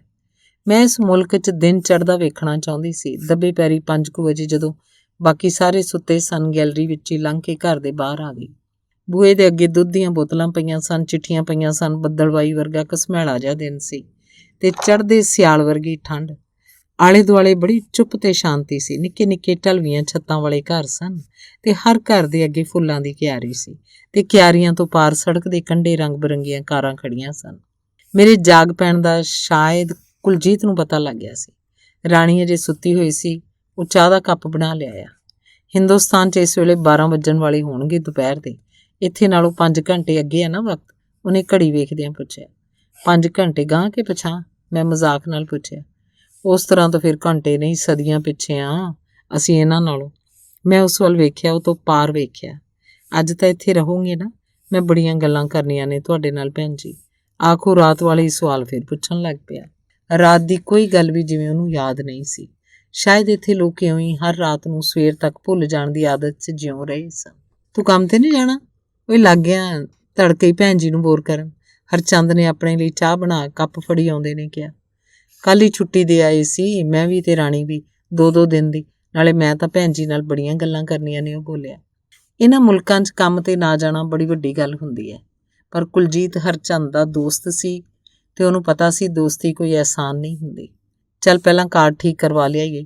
500 ਮੀਲ ਜਾਣਾ, ਕਿਤੇ ਰਾਹ 'ਚ ਨਾ ਖਰਾਬ ਕਰੇ। ਆ ਕੇ ਕਰ ਲਈ ਗੱਲਾਂ ਜਿਹੜੀਆਂ ਕਰਨੀਆਂ ਨੇ। ਉਹਨਾਂ ਦੇ ਜਾਣ ਮਗਰੋਂ ਬ੍ਰੈਕਫਾਸਟ ਤਿਆਰ ਕਰਦੀ ਰਾਣੀ ਨੇ ਫਿਰ ਗੱਲਾਂ ਛੋ ਲਈਆਂ। ਇਹਨਾਂ ਮੁਲਕਾਂ 'ਚ ਕੋਈ ਗੱਲ ਵੀ ਕਿਹਦੇ ਕੋਲ ਕਰੇ ਭੈਣ ਜੀ? ਕਿਹਨੂੰ ਵੇਲ ਹੈ ਕਿਸੇ ਦੀਆਂ ਗੱਲਾਂ ਸੁਣਨ ਦੀ? ਗੱਲਾਂ ਸੁਣ ਕੇ ਵੀ ਕੋਈ ਕੀ ਕਰੇ? ਇੱਥੇ ਤਾਂ ਹਰ ਇੱਕ ਨੇ ਆਪਣੇ ਲਈ ਆਪ ਹੀ ਜਿਉਣਾ, ਆਪ ਹੀ ਮਰਨਾ। ਕਿਸੇ ਨੂੰ ਕਿਸੇ ਨਾਲ ਕੁਝ ਹੈ ਹੀ ਨਹੀਂ। ਨਾਲ ਦੇ ਘਰ 'ਚ ਭਾਵੇਂ ਕੋਈ ਮਰਿਆ ਪਿਆ ਰਹੇ, ਅਖੇ ਇਹ ਰਿਸਪੈਕਟ ਹੈ ਹਰ ਇੱਕ ਦੀ ਪ੍ਰਾਈਵੇਸੀ ਲਈ। ਸਵਾ ਰਿਸਪੈਕਟ ਹੈ। ਫਿਰ ਰਾਣੀ ਕੁਲਜੀਤ ਦੇ ਅਮਰੀਕਾ ਰਹਿੰਦੇ ਇੱਕ ਦੋਸਤ ਦੀਆਂ ਗੱਲਾਂ ਕਰਨ ਲੱਗ, ਜਿਹਦੀ ਹਿੰਦੁਸਤਾਨੀ ਪਤਨੀ ਉਹਨੂੰ ਛੱਡ ਕੇ ਇੱਕ ਅਮਰੀਕਨ ਨਾਲ ਰਹਿਣ ਲੱਗ ਪਈ ਸੀ। ਮੇਰਾ ਪੁੱਛਣ ਨੂੰ ਮਨ ਕੀਤਾ, ਜੇ ਅੰਗਰੇਜ਼ ਕੁੜੀ ਦੀ ਕੀਮਤ 2.5 ਸ਼ਿਲਿੰਗ ਹੈ ਤਾਂ ਹਿੰਦੁਸਤਾਨ ਦੀ ਕੁੜੀ ਦੀ ਕੀਮਤ ਕਿੰਨੀ ਹੈ? ਸ਼ਾਇਦ ਕਿਸੇ ਦਾ ਵੀ ਕੋਈ ਮੁੱਲ ਨਹੀਂ। ਸੁੱਕੇ ਪੱਤਿਆਂ ਵਾਂਗ ਹਵਾ ਨਾ ਜਾਣੇ ਕਿੱਥੋਂ ਕਿੱਥੇ ਉਡਾਈ ਲਈ ਜਾ ਰਹੀ ਹੈ। ਤੁਹਾਨੂੰ ਨਹੀਂ ਪਤਾ ਦੀਦੀ, ਇੱਥੇ ਆ ਕੇ ਬੰਦੇ, ਤੁਸੀਂ ਤੇ ਪ੍ਰੋਫੈਸਰ ਸਾਹਿਬ ਨਾ ਕਦੇ ਇੱਥੇ ਸੈਟਲ ਹੋਣ ਦਾ ਪ੍ਰੋਗਰਾਮ ਬਣਾਇਓ। ਨਹੀਂ ਤਾਂ ਤੇਰਾ ਖਿਆਲ ਹੈ ਉਹ ਮੈਨੂੰ ਛੱਡ ਕੇ ਅੰਗਰੇਜ਼ ਕੁੜੀਆਂ ਮਗਰ ਤੁਰੇ ਫਿਰਨਗੇ? ਮੈਂ ਹੱਸ ਕੇ ਪੁੱਛਿਆ। ਤੁਹਾਨੂੰ ਕੀ ਪਤਾ ਦੀਦੀ ਇੱਥੋਂ ਦੀਆਂ ਕੁੜੀਆਂ ਬਾਰੇ? ਇਹ ਤਾਂ ਬੰਦੇ ਨੂੰ ਇਉਂ ਉਲਝਾਉਂਦੀਆਂ ਨੇ ਕਿ ਅਗਲੇ ਦੀ ਮੱਤ ਮਾਰੀ ਜਾਂਦੀ ਹੈ। ਮੈਂ ਨਾ ਕੁੜੀਆਂ ਨੂੰ ਤਾਂ ਨਹੀਂ ਜਾਣਦੀ, ਪਰ ਪ੍ਰੋਫੈਸਰ ਸਾਹਿਬ ਨੂੰ ਤਾਂ ਜਾਣਦੀ ਹਾਂ। ਚਲੋ ਛੱਡੋ ਇਹ ਗੱਲਾਂ। ਮੇਰਾ ਜੀ ਕਾਲਾ ਪੈ ਰਿਹਾ ਸੀ। ਮੇਰੇ ਪੈਰਾਂ ਦੀਆਂ ਉਂਗਲਾਂ ਦੀਆਂ ਮੁੜ ਖੱਲੀਆਂ ਚੜ੍ਹਨ ਲੱਗ ਪਈਆਂ ਸੀ। ਨਾੜਾਂ ਇੰਨਾ ਭਾਰ ਨਹੀਂ ਸੀ ਝੱਲਦੀਆਂ। ਨੀਰਜਾ ਨੇ ਕਈ ਵਾਰੀ ਉਤਾਵਲੇ ਮੂੰਹ ਨਾਲ ਵੇਖਿਆ। ਉਹਨੂੰ ਜਿਵੇਂ ਯਕੀਨ ਨਹੀਂ ਸੀ ਆ ਰਿਹਾ ਕਿ ਮੈਂ ਸੱਚਮੁੱਚ ਉਹਨਾਂ ਨੂੰ ਮਿਲਣ ਆ ਗਈ ਹਾਂ। 14 ਸਾਲ 'ਚ ਪਹਿਲੀ ਵਾਰ ਦੇਸੋਂ ਸਾਡੇ ਘਰ ਕੋਈ ਮਹਿਮਾਨ ਆਇਆ। ਉਹ ਜਿਵੇਂ ਸੋਚ ਰਹੀ ਸੀ, ਜਿਹੜਾ ਵੀ ਪੰਜਾਬ ਹੋ ਕੇ ਆਉਂਦਾ ਤੁਹਾਡੀਆਂ ਗੱਲਾਂ ਕਰਦਾ। ਕੀ ਹਾਲ ਹੈ ਤੁਹਾਡਾ? ਆਪਣੇ ਸਾਰੇ ਘਰ ਦੇ ਕਿਵੇਂ ਨੇ? ਅਖੀਰ ਉਹਨੇ ਪੁੱਛਿਆ। ਠੀਕ ਨੇ, ਮੈਂ ਹੱਸ ਕੇ ਕਿਹਾ। ਥੱਕ ਗਏ ਹੋ? ਬੋਲੀ। ਹਾਂ। ਮੈਂ ਆਖਿਆ। ਸਫ਼ਰ ਕਰਕੇ? ਹਾਂ। ਸਫ਼ਰ ਪੰਜਾਬੀ ਦਾ ਕਿ ਅੰਗਰੇਜ਼ੀ ਦਾ? ਉਹਨੇ ਉਦਾਸ ਜਿਹੀ ਹੋ ਕੇ ਪੁੱਛਿਆ। ਲੋਕ ਨਾ ਜਾਣੇ ਆ ਕੇ ਉਹਨੂੰ ਕੀ ਆਖਦੇ ਰਹੇ ਸੀ। ਮੈਂ ਹੱਸ ਪਈ। ਵੀਰੇ ਦਾ ਕੀ ਹਾਲ ਹੈ? ਉਹਨੇ ਪੁੱਛਿਆ, ਜਿਵੇਂ ਆਖਣਾ ਚਾਹੁੰਦੀ ਹੋਵੇ, ਉੱਥੇ ਵੀਰਾ ਹੈ, ਇੱਥੇ ਅਸੀਂ ਹਾਂ। ਅਜੇ ਮਰ ਤਾਂ ਨਹੀਂ ਗਏ ਸਾਰੇ? ਕਿ ਕਾਰ ਦੁਪਹਿਰ ਤੱਕ ਠੀਕ ਨਹੀਂ ਹੋਈ, ਇਹਦਾ ਮਤਲਬ ਸੀ ਰਾਤ ਇੱਥੇ ਹੀ ਰਹਿਣਾ ਪਏਗਾ। ਆਥਣ ਹੋ ਗਈ ਤੇ ਫਿਰ ਰਾਤ। ਹਰਚੰਦ ਤੇ ਕੁਲਜੀਤ ਜਦੋਂ ਕਾਰ ਠੀਕ ਕਰਵਾ ਕੇ ਮੁੜੇ ਤਾਂ ਉਹਨਾਂ ਦੇ ਨਾਲ ਇੱਕ ਹੋਰ ਬੰਦਾ ਸੀ, ਜਿਹਨੇ ਵਧੀਆ ਪੈਂਟ ਕੋਟ ਪਾਇਆ ਸੀ ਤੇ ਕਿਸੇ ਚੰਗੇ ਹੇਅਰ ਡਰੈਸਰ ਤੋਂ ਵਾਲ ਸੈੱਟ ਕਰਵਾਏ ਲੱਗਦੇ ਸਨ। ਇਹ ਹੈ ਪਾਲ ਭੈਣ ਜੀ। ਕੋਈ ਹੋਰ ਹੁੰਦਾ 2 ਦਿਨ ਲਾ ਦਿੰਦਾ ਕਾਰ ਠੀਕ ਕਰਨ ਨੂੰ। ਪਾਲ ਨੇ ਹੱਥ ਜੋੜ ਕੇ ਨਮਸਤੇ ਆਖੀ ਤੇ ਕੋਨੇ ਵਾਲੇ ਸੋਫੇ ਤੇ ਬੈਠ ਗਿਆ। ਪਿਛਲੇ ਸਾਲ ਇੰਡੀਆ ਤੋਂ ਪ੍ਰੋਫੈਸਰ ਨੇ ਵਿਆਹ ਕੇ ਲਿਆਇਆ। ਆਪ ਭਾਵੇਂ 7 ਜਮਾਤਾਂ ਹੀ ਪਾਸ ਹੈ, ਕੁਲਜੀਤ ਨੇ ਮਜ਼ਾਕ ਨਾਲ ਦੱਸਿਆ। ਮੈਂ ਹੈਰਾਨ ਹੋ ਕੇ ਉਸ ਵੱਲ ਝਾਕੀ। ਅਗਲਿਆਂ ਦੇ ਕਹਿਣ ਤੇ ਉੱਥੇ ਸਾਡਾ ਮੁੰਡਾ ਇੰਜੀਨੀਅਰ ਹੈ ਤੇ ਕਿਹੜਾ ਕੋਈ ਡਿਗਰੀਆਂ ਵੇਖਦਾ ਫਿਰਦਾ ਹੈ? ਹਰਚੰਦ ਨੇ ਹੱਸ ਕੇ ਕਿਹਾ। ਨਹੀਂ, ਸਾਡੇ ਘਰਦਿਆਂ ਨੇ ਸਿਰਫ ਇਹੀ ਦੱਸਿਆ ਸੀ ਕਿ 6000 ਮਹੀਨਾ ਤਨਖਾਹ ਹੈ ਤੇ ਇਸ 'ਚ ਕੋਈ ਝੂਠ ਨਹੀਂ। ਪਾਲ ਨੇ ਜਿਵੇਂ ਆਪਣੀ ਸਫਾਈ ਦਿੱਤੀ। ਝਿੜਕਦੀ ਤਾਂ ਨਹੀਂ ਹੁੰਦੀ ਫਿਰ ਪ੍ਰੋਫੈਸਰ ਨਹੀਂ? ਕੁਲਜੀਤ ਨੇ ਮੁਖੌਲ ਨਾਲ ਪੁੱਛਿਆ। ਆਪਾਂ ਤਾਂ ਸਾਫ਼ ਆਖਤਾ ਸੀ ਬਈ ਨਹੀਂ ਪਸੰਦ, ਬੇਸ਼ੱਕ ਇੰਡੀਆ ਮੁੜ ਜਾ, ਨਾਲੇ ਆਪਣੇ ਜਵਾਕ ਨੂੰ ਲੈ ਜਾ। ਇੱਥੇ ਸਾਨੂੰ ਕੁੜੀਆਂ ਦਾ ਨਹੀਂ ਘਾਟਾ। ਪਾਲ ਬੋਲਿਆ। ਉਹ ਛੱਡ ਪਰੇ, ਉੱਥੇ ਬਹੁਤਾ ਕਰਦੀ ਕਿਸੇ ਪ੍ਰੋਫੈਸਰ ਨਾਲ ਵਿਆਹ ਕਰ ਲੈਂਦੀ। ਜੇ ਤੋਂ ਟੁੱਟਿਆ ਜਿਹਾ ਸਕੂਟਰ ਮਸਾਂ ਅਫੋਰਡ ਹੋਣਾ ਸੀ ਤੇ ਇੱਥੇ ਕਾਰਾਂ ਉਹਦੇ ਅੱਗੇ ਪਿੱਛੇ, ਹੋਰ ਉਹਨੇ ਕੀ ਲੈਣਾ? ਕੁਲਜੀਤ ਨੇ ਆਖਿਆ ਤੇ ਸਾਰੇ ਹੱਸ ਪਏ। ਮੈਨੂੰ ਲੱਗਿਆ ਪੈਸਾ ਕਿਵੇਂ ਲੋਕਾਂ ਦੀਆਂ ਕੀਮਤਾਂ ਹੀ ਬਦਲ ਦਿੰਦਾ ਹੈ। ਇੱਥੇ ਪ੍ਰੋਫੈਸਰਾਂ ਨੂੰ ਟੀਚਰਾਂ ਕਰਦੇ ਨੇ। ਹਰਚੰਦ ਸ਼ਾਇਦ ਮੇਰੇ ਮਨ ਦੀ ਗੱਲ ਭਾਂਪ ਗਿਆ, ਬੋਲਿਆ। ਅਸੀਂ ਤੁਹਾਡੇ ਪ੍ਰੋਫੈਸਰ ਸਾਹਿਬ ਦੀ ਗੱਲ ਨਹੀਂ ਕਰਦੇ ਭੈਣ ਜੀ। ਜਿਨ੍ਹਾਂ ਨੂੰ ਤੁਸੀਂ ਪਸੰਦ ਕੀਤਾ ਉਹ ਸਿਰਫ ਪ੍ਰੋਫੈਸਰ ਹੀ ਥੋੜ੍ਹਾ ਹੋਣੇ ਨੇ ਤੇ ਅਜੇ ਤੱਕ ਜਹਾਜ਼ ਦੇ ਚੱਕਰ ਆਉਣੋਂ ਨਹੀਂ ਹਟੇ। ਮੈਂ ਗੱਲ ਬਦਲਣ ਲਈ ਕਿਹਾ। ਥੋੜ੍ਹੀ ਜਿਹੀ ਬਰਾਂਡੀ ਲੈ ਲਓ, ਕੁਲਜੀਤ ਬੋਲਿਆ। ਪਰ ਮੇਰੇ ਉੱਤਰ ਦੇਣ ਤੋਂ ਪਹਿਲਾਂ ਹੀ ਹਰਚੰਦ ਨੇ ਆਖਿਆ, ਇਹ ਨਹੀਂ ਪੀਂਦੇ? ਤਾਂ ਹੀ ਤਾਂ ਡਰਦੇ ਨੇ, ਕੱਲ ਮੈਂ ਨਹੀਂ ਸੀ ਪੀਤੀ। ਲਓ ਫਿਰ ਮੇਰੀ ਕਹਾਣੀ ਸੁਣੋ। ਰਾਣੀ ਅੰਦਰੋਂ ਆਪਣੀ ਕਾਪੀ ਕੱਢ ਲਿਆਈ। ਰਾਣੀ ਨੇ ਕਹਾਣੀ ਸੁਣਾਈ ਜਿਹੜੀ ਉਹਦੇ ਪਤੀ ਕੁਲਜੀਤ ਨੂੰ ਹੀ ਸਾਰੀ ਸਮਝ ਆਈ। ਸੁਰਜੀਤ ਪਾਤਰ ਆਖਦਾ ਹੁੰਦਾ ਸੀ, ਮੇਰੀਆਂ ਕਵਿਤਾਵਾਂ ਤਾਂ ਕਿਸੇ ਨੂੰ ਲਿਖੇ ਖੱਤ ਨੇ, ਤੇ ਮੈਨੂੰ ਲੱਗਿਆ ਬਹੁਤੇ ਲੋਕਾਂ ਦੀ ਰਚਨਾ ਕਿਸੇ ਨਾ ਕਿਸੇ ਨੂੰ ਲਿਖਿਆ ਖੱਤ ਹੀ ਹੁੰਦਾ ਹੈ। ਜਵਾਬ ਵਿੱਚ ਕੁਲਜੀਤ ਵੀ ਆਪਣੀ ਕਹਾਣੀ ਕੱਢ ਲਿਆਇਆ, ਜਿਹੜੀ ਰਾਣੀ ਵੱਲੋਂ ਆਏ ਜਾਂ ਆਉਣ ਵਾਲੇ ਖੱਤ ਦਾ ਜਵਾਬ ਸੀ। ਖਿਆਲ ਆਇਆ, ਇੱਕੋ ਘਰ 'ਚ ਰਹਿੰਦਿਆਂ, ਇੱਕੋ ਛੱਤ ਹੇਠ ਸੌਂਦਿਆਂ ਇੱਕ ਦੂਜੇ ਨਾਲ ਗੱਲਾਂ ਖੱਤਾਂ ਰਾਹੀਂ ਕਿਉਂ ਕਰਦੇ ਨੇ। ਫਿਰ ਸੋਚਿਆ, ਉਹਨਾਂ ਸਾਰਿਆਂ ਨਾਲੋਂ ਤਾਂ ਫਿਰ ਚੰਗੇ ਨੇ ਜਿਹੜੇ ਇੱਕੋ ਘਰ 'ਚ ਰਹਿੰਦਿਆਂ, ਇੱਕੋ ਛੱਤ ਹੇਠ ਸੌਂਦਿਆਂ ਇੱਕ ਦੂਜੇ ਨਾਲ ਗੱਲ ਤਾਂ ਕੀ ਕਰਨੀ ਹੀ, ਖੱਤ ਵੀ ਨਹੀਂ ਲਿਖਦੇ, ਬਸ ਦੁਨੀਆਦਾਰੀ ਹੀ ਪੁਗਾਉਂਦੇ ਨੇ। ਨਹੀਂ ਤੇ ਤੁਸੀਂ ਦੇਸ਼ ਪ੍ਰਦੇਸ਼ ਅਖਬਾਰ ਪੜ੍ਹ ਕੇ ਦੇਖੋ, ਕਿੰਨੀਆਂ ਖਬਰਾਂ ਛਪਦੀਆਂ ਨੇ ਔਰਤਾਂ ਦੇ ਮੈਂਟਲ ਹੋਣ ਦੀਆਂ, ਸੁਸਾਈਡ ਕਰਨ ਦੀਆਂ। ਰਾਣੀ ਫੇਰ ਨਾ ਜਾਣੇ ਕਿੱਥੇ ਦੀ ਕਿੱਥੇ ਪਹੁੰਚ ਗਈ ਸੀ। ਮੈਂ ਸਾਰਿਆਂ ਦੇ ਮੂੰਹਾਂ ਵੱਲ ਵੇਖਦੀ ਰਹੀ। ਹਰ ਮੂੰਹ ਜਿਵੇਂ ਇੱਕ ਕਹਾਣੀ ਸੀ, ਕਿਧਰੇ ਆਪਣੇ ਆਪ ਨੂੰ ਭੁੱਲ ਜਾਣ ਦੀ ਰੰਗੀਨ ਕਹਾਣੀ, ਕਿਧਰੇ ਆਪਣੇ ਆਪ ਨੂੰ ਲੱਭਣ ਦੀ ਉਦਾਸ ਕਹਾਣੀ। ਓਹੋ, ਮੇਰੀਆਂ ਤਾਂ ਨੀਂਦ ਵਾਲੀਆਂ ਗੋਲੀਆਂ ਹੀ ਮੁੱਕ ਗਈਆਂ। ਮੈਂ ਪਰਸ 'ਚੋਂ ਖਾਲੀ ਸ਼ੀਸ਼ੀ ਕੱਢ ਕੇ ਕਿਹਾ, ਚਲੋ ਲੈ ਆਉਂਦੇ ਹਾਂ, ਕੁਲਜੀਤ ਬੋਲਿਆ। ਅਸੀਂ ਸਾਰੇ ਗੋਲੀਆਂ ਲੈਣ ਗਏ। ਮੈਨੂੰ ਲੱਗਿਆ ਬਾਹਰ ਭਾਵੇਂ ਕਣੀਆਂ ਪੈ ਰਹੀਆਂ ਸਨ, ਪਰ ਪੂਰਾ ਸਾਹ ਤਾਂ ਆਉਂਦਾ ਸੀ। ਕਈ ਦੁਕਾਨਾਂ 'ਤੇ ਗਏ, ਪਰ ਕੋਈ ਕੈਮਿਸਟ ਵੀ ਬਿਨਾਂ ਡਾਕਟਰ ਦੇ ਨੁਸਖੇ ਤੋਂ ਨੀਂਦਰ ਵਾਲੀਆਂ ਗੋਲੀਆਂ ਦੇਣ ਲਈ ਤਿਆਰ ਨਹੀਂ ਸੀ। ਕਿਉਂ, ਮੈਂ ਪੁੱਛਿਆ। ਇਹਨਾਂ ਮੁਲਕਾਂ 'ਚ ਬੰਦੇ ਦਾ ਮੁੱਲ ਹੈ ਭੈਣ ਜੀ।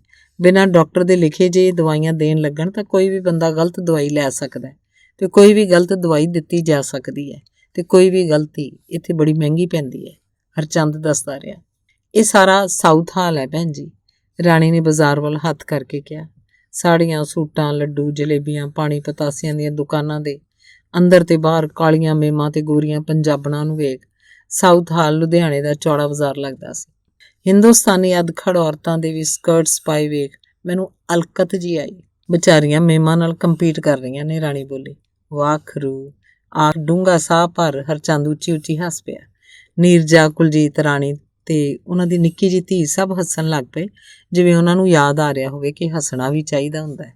ਘਰ ਨੂੰ ਪਰਤ ਪਏ।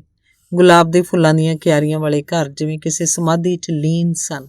ਕੋਈ ਖੜਕਾ ਦੜਕਾ ਨਹੀਂ ਸੀ, ਕੋਈ ਰੌਲਾ ਗੌਲਾ ਨਹੀਂ ਸੀ। ਸੜਕ 'ਤੇ ਹਰੀਆਂ, ਪੀਲੀਆਂ, ਲਾਲ ਲਾਈਟਾਂ ਬਲਦੀਆਂ ਬੁਝਦੀਆਂ ਦੇਖ ਆਪੇ ਕਾਰਾਂ ਰੁਕ ਜਾਂਦੀਆਂ, ਆਪੇ ਕਾਰਾਂ ਤੁਰ ਪੈਂਦੀਆਂ। ਮੈਂ ਅਜੇ ਤੱਕ ਇੱਥੇ ਕੋਈ ਕਾਰ ਦਾ ਹਾਰਨ ਮਾਰਦਾ ਹੀ ਨਹੀਂ ਸੀ ਦੇਖਿਆ। ਘਰ ਪਹੁੰਚ ਗਏ, ਅੱਗੋਂ ਗਿਆਨੀ ਜੀ ਆਏ ਬੈਠੇ ਸਨ। ਬੜੇ ਰੂਪ-ਦਾਵ ਵਾਲੇ ਬੰਦੇ ਸਨ ਗਿਆਨੀ ਜੀ। ਕੁਝ ਚਿਰ ਇੱਧਰ ਉੱਧਰ ਦੀਆਂ ਗੱਲਾਂ ਪਿੱਛੋਂ ਉਹਨਾਂ ਮੈਨੂੰ ਆਖਿਆ ਕਿ ਅਗਲੇ ਮਹੀਨੇ ਉਹਨਾਂ ਦੇ ਲੜਕੇ ਦੀ ਸ਼ਾਦੀ ਹੈ। ਮੈਂ ਘੱਟੋ ਘੱਟ ਉਦੋਂ ਤੱਕ ਜ਼ਰੂਰ ਇੱਥੇ ਰਹਾਂ। ਮੈਂ ਹੱਸ ਕੇ ਚੁੱਪ ਕਰ ਗਈ। ਗਿਆਨੀ ਜੀ ਨੇ ਹਰਚੰਦ ਤੇ ਕੁਲਜੀਤ ਵੱਲ ਵੇਖਿਆ। ਕੁਲਜੀਤ ਸਮਝ ਗਿਆ ਤੇ ਬੋਲਿਆ, ਗਿਆਨੀ ਜੀ ਇੱਥੋਂ ਦੇ ਬੜੇ ਇੰਪੋਰਟੈਂਟ ਬੰਦੇ ਨੇ ਭੈਣ ਜੀ। ਗਿਆਨੀ ਜੀ ਨੇ ਤਾਂ ਹਾਂ 'ਚ ਹਾਂ ਵਿੱਚ ਸਿਰ ਹਿਲਾਇਆ, ਸਮਝ ਗਏ ਕਿ ਪਹਿਲੀ ਵਾਰੀ ਵਿਲਾਇਤ ਆਈਆਂ, ਇਸ ਲਈ ਨਹੀਂ ਜਾਣਦੀ ਉਹਨਾਂ ਦੀ ਮਹੱਤਤਾ ਬਾਰੇ। ਦੱਸਣ ਲੱਗੇ, ਮੈਨੂੰ ਕਈ ਸਭਾ ਸੁਸਾਇਟੀਆਂ ਦਾ ਅਗਲਿਆਂ ਪ੍ਰਧਾਨ ਬਣਾ ਛੱਡਿਆ। ਇੰਡੀਅਨ ਵਰਕਰਜ਼ ਐਸੋਸੀਏਸ਼ਨ ਦਾ ਪ੍ਰਧਾਨ ਵੀ ਰਿਹਾ। ਕੁਈਨ ਨੇ ਪਾਰਟੀ ਤੇ ਸੱਦਿਆ। ਦੇਖੋ ਜੀ, ਇੰਡੀਆ ਰਹਿੰਦਿਆਂ ਇਹ ਗੱਲਾਂ ਕਿੱਥੇ ਹੋਣੀਆਂ ਸੀ। ਪੰਜਾਬ ਤੇ ਹੁਣ ਕੋਈ ਵੀ ਵਜ਼ੀਰ ਆਏ ਤਾਂ ਪਾਰਟੀ ਕਰੀਦੀ ਹੈ। ਇਸ ਵੇਲੇ ਰੱਬ ਦੀ ਕਿਰਪਾ ਨਾਲ ਮੇਰੇ ਘਰ 3 ਕਾਰਾਂ ਖੜੀਆਂ ਨੇ। ਪੰਜਾਬ 'ਚ ਗੋਬਿੰਦਗੜ੍ਹ ਜਦੋਂ ਮੈਂ ਮਾਸਟਰ ਸੀ, ਕੋਰਸ ਵਿੱਚ ਲੱਗੀ, ਤੁਹਾਡੀ ਇੱਕ ਕਹਾਣੀ ਪੜ੍ਹੀ ਸੀ। ਕੀ ਨਾਂ ਹੈ ਉਹਦਾ? ਨਾ ਮੈਨੂੰ ਭੁੱਲ ਗਿਆ। ਰੱਖੜੀ ਦੀ ਗੱਲ ਸੀ ਉਸ 'ਚ। ਮੈਨੂੰ ਹਾਸਾ ਆ ਗਿਆ। ਇਹੋ ਜਿਹੀ ਮੈਂ ਕੋਈ ਕਹਾਣੀ ਨਹੀਂ ਲਿਖੀ ਹੋਈ। ਨਾਨਕ ਸਿੰਘ ਦੀ ਕਹਾਣੀ ਹੈ ਰੱਖੜੀ, ਤਾਂ ਮੈਂ ਦੱਸਿਆ। ਭੈਣ ਜੀ, ਗਿਆਨੀ ਜੀ ਇੱਥੋਂ ਦੇ ਬੜੇ ਇੰਪੋਰਟੈਂਟ ਬੰਦੇ ਨੇ, ਕੁਲਜੀਤ ਨੇ ਫਿਰ ਆਖਿਆ। ਤੇ ਫਿਰ ਗਿਆਨੀ ਜੀ ਨੇ ਸਾਹਿਤ ਬਾਰੇ, ਸਾਹਿਤਕਾਰਾਂ ਬਾਰੇ, ਸਮਾਜ ਬਾਰੇ, ਪੰਜਾਬ ਬਾਰੇ ਕਈ ਇੰਪੋਰਟੈਂਟ ਸਵਾਲ ਪੁੱਛੇ, ਜਿਨ੍ਹਾਂ 'ਚੋਂ ਕਈਆਂ ਦੇ ਜਵਾਬ ਮੈਨੂੰ ਨਹੀਂ ਸੀ ਆਉਂਦੇ। ਤੁਸੀਂ ਤੇ ਫਿਰ ਸਮਝੋ ਇੱਥੇ ਜੋਗੇ ਹੀ ਰਹਿ ਗਏ। ਮੈਂ ਕਿਹਾ। ਉਹ ਇੱਕਦਮ ਗੰਭੀਰ ਹੋ ਗਏ। ਨਹੀਂ ਜੀ, ਜ਼ਰਾ ਬੱਚੇ ਆਪਣੀ ਆਪਣੀ ਥਾਂ ਹੋ ਜਾਣ, ਫਿਰ ਵਾਪਸ ਚਲੇ ਜਾਣਾ ਆਪਣੇ ਦੇਸ਼। ਸ਼ੁਰੂ 'ਚ ਤਾਂ ਕਈ ਸਾਲ ਅਸੀਂ ਲੋਕਾਂ ਨੇ ਬੱਚੇ ਵੀ ਨਹੀਂ ਸੀ ਬੁਲਾਏ ਕਿ ਕੁਝ ਪੈਸੇ ਪੱਲੇ ਹੋ ਜਾਣ, ਮੁੜ ਜਾਵਾਂਗੇ ਵਾਪਸ। ਪਰ ਹਾਲਾਤ ਹੀ ਕੁਝ ਐਸੇ ਬਣਦੇ ਗਏ ਕਿ ਪਰ ਭਾਵੇਂ ਇੱਥੇ ਅਸੀਂ ਸੈਕੰਡਰੇਟ ਸਿਟੀਜ਼ਨ ਹੀ ਹਾਂ, ਫਿਰ ਵੀ ਜੋ ਸਹੂਲਤਾਂ ਨੇ ਬੱਚਿਆਂ ਦੀ ਪੜ੍ਹਾਈ ਦੀਆਂ, ਡਾਕਟਰੀ ਇਲਾਜ ਦੀਆਂ, ਸੋਸ਼ਲ ਸਿਕਿਉਰਿਟੀ ਦੀਆਂ, ਤੇ ਨਾਲੇ ਜੇ ਕੰਮ ਕਰੋ ਤਾਂ ਇੱਥੇ ਘਾਟਾ ਹੀ ਕੋਈ ਨਹੀਂ ਰਹਿੰਦਾ। ਤੇ ਬਸ ਇਉਂ ਹੀ ਵਰੇ ਨਿਕਲਦੇ ਗਏ ਤੇ ਬੱਚਿਆਂ ਨੇ ਤਾਂ ਹੁਣ ਦੇਸ਼ ਮੁੜਨਾ ਹੀ ਕੀ ਹੈ। ਉਹ ਜੇ ਇੱਥੇ ਹੋਣਗੇ, ਅਸੀਂ ਦੇਸ਼ ਜਾ ਕੇ ਵੀ ਕੀ ਕਰਾਂਗੇ, ਤੇ ਜੇ ਚਲੇ ਵੀ ਜਾਵਾਂਗੇ ਤੇ ਫਿਰ ਮੁੜ ਆਵਾਂਗੇ, ਹੋਰ ਕੀ। ਜੀ ਤਾਂ ਬੜਾ ਕਰਦਾ ਮੁੜ ਜਾਈਏ ਆਪਣੇ ਦੇਸ਼ ਨੂੰ। ਗਿਆਨੀ ਜੀ ਜਿਵੇਂ ਆਪਣੇ ਆਪ ਨਾਲ ਹੀ ਗੱਲਾਂ ਕਰ ਰਹੇ ਸਨ, ਪਰ ਉਹਨਾਂ ਦਾ ਮੂੰਹ ਬੜਾ ਹੀ ਉਦਾਸ ਹੋ ਗਿਆ ਸੀ। ਮੈਨੂੰ ਲੱਗਿਆ ਗਿਆਨੀ ਜੀ ਇੰਪੋਰਟੈਂਟ ਹੋਣ ਦੀਆਂ ਸਭ ਗੱਲਾਂ ਇਸ ਉਦਾਸੀ ਨੂੰ ਢੱਕਣ ਲਈ ਕਰ ਰਹੇ ਸਨ। ਸਭ ਹੀ ਕਰਦੇ ਨੇ ਉਹ। ਮੈਂ ਗੀਤਾ ਨੂੰ ਫੋਨ ਕਰ ਲਵਾਂ? ਦੇਰ ਤਾਂ ਨਹੀਂ ਹੋ ਗਈ? ਗਿਆਨੀ ਜੀ ਦੇ ਜਾਣ ਮਗਰੋਂ ਮੈਂ ਕੁਲਜੀਤ ਨੂੰ ਪੁੱਛਿਆ। ਗੀਤਾ ਦਾ ਪਾਪਾ ਇਸੇ ਸ਼ਹਿਰ 'ਚ ਰਹਿੰਦਾ ਸੀ ਤੇ ਉਸ ਟੈਲੀਫੋਨ ਦਾ ਨੰਬਰ ਵੀ ਕੁਲਜੀਤ ਨੂੰ ਪਤਾ ਸੀ। ਸੌਂ ਤੇ ਨਹੀਂ ਸੀ ਰਹੀ ਗੀਤਾ, ਮੈਂ ਬੇਆਰਾਮੀ ਕੀਤਾ ਹੋਇਆ। ਗੀਤਾ ਦੇ ਪਾਪਾ ਨੇ ਜਦੋਂ ਉਹਨੂੰ ਫੋਨ ਦਿੱਤਾ ਮੈਂ ਪੁੱਛਿਆ। ਨੀਂਦ ਹੀ ਤਾਂ ਆਉਂਦੀ ਨਹੀਂ, ਕਈ ਵਾਰ ਤਾਂ ਲੱਗਦਾ ਹੈ ਕਿੱਡੇ ਖੁਸ਼ਕਿਸਮਤ ਨੇ ਉਹ ਲੋਕ ਜਿਹੜੇ ਸੌਂ ਸਕਦੇ ਨੇ, ਉਹ ਆਖ ਰਹੀ ਸੀ। ਪਰ ਤੈਨੂੰ ਕੀ ਹੋ ਗਿਆ, ਮੈਂ ਬੇਚੈਨ ਜੀ ਹੋ ਕੇ ਪੁੱਛਿਆ। ਗੀਤਾ ਨੇ ਕੋਈ ਉੱਤਰ ਨਾ ਦਿੱਤਾ। ਸੁਣਾ ਗੀਤਾ, ਤੇਰੇ ਮੀਆਂ ਜੀ ਦਾ ਕੀ ਹਾਲ ਹੈ? ਉਹਨੂੰ ਪਿੱਛੇ ਘਰ ਸੰਭਾਲਣ ਲਈ ਛੱਡ ਆਈ, ਮੈਂ ਮਜ਼ਾਕ ਨਾਲ ਪੁੱਛਿਆ। ਘਰ ਤਾਂ ਅਜੇ ਅਸੀਂ ਪਾਉਣਾ ਸੀ, ਕਿਰਾਏ ਦੇ ਮਕਾਨ 'ਚ ਰਹਿੰਦੇ ਸੀ, ਉਹਨੇ ਥੱਕੀ ਥੱਕੀ ਆਵਾਜ਼ 'ਚ ਆਖਿਆ। ਮੈਨੂੰ ਲੱਗਿਆ ਗੀਤਾ ਕੀ ਦਾ ਕੀ ਜਵਾਬ ਕਿਉਂ ਦੇ ਰਹੀ ਹੈ। ਗੀਤਾ, ਜੇ ਮੈਨੂੰ ਇੱਥੇ ਕੁਝ ਹੋ ਗਿਆ ਮੇਰੀ ਲਾਸ਼ ਵਾਪਸ ਤਾਂ ਨਹੀਂ ਲੈ ਕੇ ਜਾ ਸਕਣਗੇ? ਗੀਤਾ ਨੇ ਕੰਬਦੀ ਆਵਾਜ਼ 'ਚ ਪੁੱਛਿਆ। ਕਿਹੋ ਜਿਹੀਆਂ ਗੱਲਾਂ ਕਰਦੀਆਂ ਗੀਤਾ, ਮੈਂ ਝਿੜਕਣ ਵਾਂਗ ਆਖਿਆ। ਤੈਨੂੰ ਮੌਤ ਤੋਂ ਡਰ ਲੱਗਦਾ? ਉਹਨੇ ਜਿਵੇਂ ਵਿਅੰਗ ਨਾਲ ਪੁੱਛਿਆ। ਮੈਨੂੰ ਆਪਣੀ ਤੋਂ ਨਹੀਂ, ਤੇਰੀ ਤੋਂ ਜ਼ਰੂਰ ਲੱਗਦਾ ਹੈ। ਏਡੀ ਸੋਹਣੀ ਤੇ ਏਡੀ ਚੰਗੀ ਕੁੜੀ ਦਾ ਇਸ ਉਮਰੇ ਮਰਨਾ ਨਹੀਂ ਬਣਦਾ। ਮਰਨਾ ਜੇ ਗੂੜੀ ਲੰਮੀ ਨੀਂਦ ਹੈ ਤਾਂ ਮੈਨੂੰ ਕੋਈ ਇਤਰਾਜ਼ ਨਹੀਂ, ਪਰ ਤੇਰੇ ਮੀਆਂ ਜੀ ਕੀ ਕਰਨਗੇ ਫਿਰ ਕਮਲੀ? ਉਹਨਾਂ ਲਈ ਤਾਂ ਮਰਨਾ ਚਾਹੁੰਦੀ ਆ। ਤੈਨੂੰ ਪਤਾ ਹੈ ਆਈ ਲਵ ਹਿਮ ਵੈਰੀ ਮੱਚ। ਗੀਤਾ ਦੀ ਗੱਲ ਸੁਣ ਕੇ ਇੱਕ ਝੱਖੜ ਜਿਹਾ ਮੇਰੇ ਮਨ 'ਚੋਂ ਲੰਘਿਆ। ਜਿਹਨੂੰ ਤੁਸੀਂ ਪਿਆਰ ਕਰਦੇ ਹੋ ਉਹਦੀ ਲੋੜ ਤੁਹਾਡੀ ਮੌਤ ਬਣ ਜਾਏ, ਇਹ ਗੱਲ ਮੈਨੂੰ ਸਮਝ ਨਹੀਂ ਸੀ ਆ ਰਹੀ। ਅੱਛਾ, ਗਲਾਸਕੋ ਜਾ ਕੇ ਫੋਨ ਕਰਾਂਗੀ, ਹੁਣ ਸੌਂ ਜਾ ਤੂੰ, ਮੈਂ ਪਰੇਸ਼ਾਨ ਜੀ ਹੋ ਕੇ ਕਿਹਾ। ਅੱਛਾ, ਗੀਤਾ ਨੇ ਆਗਿਆਕਾਰ ਬੱਚੀ ਵਾਂਗ ਉੱਤਰ ਦਿੱਤਾ ਤੇ ਫੋਨ ਰੱਖ ਦਿੱਤਾ। ਬੜੀ ਸੋਹਣੀ ਆ ਤੁਹਾਡੀ ਸਹੇਲੀ ਭੈਣ ਜੀ, ਨੀਰਜਾ ਬੋਲੀ। ਬਿਮਾਰ ਹੈ, ਨੀਂਦ ਨਹੀਂ ਆਉਂਦੀ, ਸ਼ਾਇਦ ਇਲਾਜ ਲਈ ਇੱਥੇ ਆਈ ਹੈ। ਹਰ ਇੰਟੈਲੀਜੈਂਟ ਬੰਦੇ ਨੂੰ ਸਭ ਤੋਂ ਪਹਿਲਾਂ ਇਹੀ ਬਿਮਾਰੀ ਲੱਗਦੀ ਹੈ। ਹਰਚੰਦ ਨੇ ਜਦੋਂ ਆਖਿਆ ਮੈਂ ਹੈਰਾਨ ਹੋ ਕੇ ਉਸ ਵੱਲ ਵੇਖਿਆ ਕਿ ਇਹਨੂੰ ਇਹਨਾਂ ਗੱਲਾਂ ਦੀ ਕਦੋਂ ਤੋਂ ਸਮਝ ਆਉਣ ਲੱਗ ਪਈ। ਰੋਟੀ ਖਾ ਕੇ 12 ਕੁ ਵਜੇ ਦੂਜੇ ਕਮਰੇ 'ਚ ਸੌਣ ਲਈ ਆਏ ਤਾਂ ਰਾਣੀ ਨੇ ਫੇਰ ਉਹੀ ਗੱਲਾਂ ਛੋਹ ਲਈਆਂ। ਉਹ ਗੱਲਾਂ ਕਰਦੀ ਰਹੀ, ਮੈਂ ਗੱਲਾਂ ਸੁਣਦੀ ਰਹੀ। ਨੀਰਜਾ ਕਦੋਂ ਦੀ ਸੌਂ ਚੁੱਕੀ ਸੀ। 3 ਕੁ ਵਜੇ ਗੱਲਾਂ ਦੀ ਆਵਾਜ਼ ਨਾਲ ਦੂਜੇ ਕਮਰੇ 'ਚ ਹਰਚੰਦ ਨੂੰ ਸ਼ਾਇਦ ਜਾਗ ਆ ਗਈ। ਉਹ ਆ ਕੇ ਰਾਣੀ ਨੂੰ ਆਖਣ ਲੱਗਿਆ, ਪਲੀਜ਼ ਰਾਣੀ ਭੈਣੇ, ਭੈਣ ਜੀ ਕੀ ਆਖਣਗੇ? ਮੈਂ ਕੀ ਆਖਣਾ ਸੀ, ਮੈਨੂੰ ਕੀ ਪਤਾ ਸੀ ਅਜੇ ਇਸ ਦੇਸ਼ ਦਾ, ਇੱਥੋਂ ਦੇ ਲੋਕਾਂ ਦਾ, ਇੱਥੇ ਰਹਿੰਦੇ ਲੋਕਾਂ ਦਾ, ਕੁਲਜੀਤ ਦਾ, ਰਾਣੀ ਦਾ, ਹਰਚੰਦ ਦਾ, ਨੀਰਜਾ ਦਾ। ਲਾਈਟ ਬਲਦੀ ਰਹੀ, ਰਾਣੀ ਵੀ ਸੌਂ ਗਈ, ਮੈਂ ਜਾਗਦੀ ਰਹੀ। ਸਵੇਰੇ ਉੱਠ ਕੇ ਨੀਰਜਾ ਨੇ ਹਰਚੰਦ ਨੂੰ ਜਗਾਇਆ। ਚੱਲਣਾ ਹੈ। ਕੁਲਜੀਤ ਨੇ ਉੱਠ ਕੇ ਚਾਹ ਬਣਾਈ। ਚਾਹ ਪੀ ਕੇ ਅਸੀਂ ਗਲਾਸਕੋ ਨੂੰ ਤੁਰ ਪਏ। ਤੁਰਨ ਵੇਲੇ ਰਾਣੀ ਅਜੇ ਸੁੱਤੀ ਹੋਈ ਸੀ। ਮੈਂ ਤੁਹਾਡੀ ਸਤਿ ਸ੍ਰੀ ਅਕਾਲ ਆਖ ਦਿਆਂਗਾ ਜਦੋਂ ਜਾਗੀ, ਉਂਝ ਮੈਂ ਗੱਲਾਂ ਅਜੇ ਤੁਹਾਡੇ ਨਾਲ ਕਰਨੀਆਂ ਨਹੀਂ ਭੈਣ ਜੀ। ਉਹ ਨੀਂਦਰੀਆਂ ਅੱਖਾਂ ਉਘੇੜ ਕੇ ਕਾਰ ਦੀ ਤਾਕੀ ਬੰਦ ਕਰਕੇ ਕੁਲਜੀਤ ਨੇ ਕਿਹਾ। ਸੁੱਤ ਨੀਂਦਰਾ ਸ਼ਹਿਰ ਪਿੱਛੇ ਛੱਡ ਤੇਜ਼ ਮੋੜ ਕੱਟਦੀ ਕਾਰ ਮੋਟਰਵੇ ਤੇ ਆ ਚੜੀ। ਵਾਹ ਗੁਰੂ, ਆਖਰ ਚੰਦ ਬਿਨਾਂ ਹੀ ਗੱਲ ਤੋਂ ਹੱਸ ਪਿਆ। ਨੀਰਜਾ ਸ਼ਾਇਦ ਉਹਨੂੰ ਹੱਸਦੇ ਵੇਖ ਕੇ ਹੱਸ ਪਈ। ਕੁਲਜੀਤ ਭੈਣ ਜੀ ਬੜਾ ਮੋਹ ਵਾਲਾ ਬੰਦਾ ਹੈ। ਨਹੀਂ, ਕੌਣ ਇਹਨਾਂ ਮੁਲਕਾਂ 'ਚ ਕਿਸੇ ਦੀ ਇੰਨੀ ਪਰਵਾਹ ਕਰਦਾ ਹੈ। ਕੋਈ ਉਹਦੇ ਘਰ ਚਲਾ ਜਾਵੇ ਉਹਨੂੰ ਚਾਅ ਚੜ੍ਹ ਜਾਂਦਾ ਹੈ, ਫਿਰ ਕੰਮ ਵੀ ਨਹੀਂ ਜਾਊਗਾ ਤੇ ਨਾ ਰਾਣੀ ਨੂੰ ਜਾਣ ਦਿਓ। ਪੜ੍ਹਨ ਲਿਖਣ ਦਾ ਵੀ ਸ਼ੌਕ ਹੈ, ਇਹੋ ਨਹੀਂ ਲੋਕਾਂ ਵਾਂਗ ਨਿਰਾ ਪੌਂਡ ਕਮਾਉਣ ਦਾ ਹੀ ਸ਼ੌਕ ਹੋਵੇ। ਚੰਗਾ ਬੰਦਾ ਹੈ। ਆਖ ਮੈਂ ਹਰਚੰਦ ਵੱਲ ਝਾਕੀ। ਉਹ ਤਾਕੀ ਤੋਂ ਬਾਹਰ ਝਾਕਣ ਲੱਗ ਪਿਆ। ਹੁਣ ਬਿਨਾਂ ਹੀ ਗੱਲ ਤੇ ਹੱਸਣ ਦੀ ਮੇਰੀ ਵਾਰੀ ਸੀ, ਪਰ ਮੈਂ ਹੱਸੀ ਨਹੀਂ। ਮੈਂ ਗੀਤਾ ਬਾਰੇ ਸੋਚ ਰਹੀ ਸੀ। ਧੰਨਵਾਦ।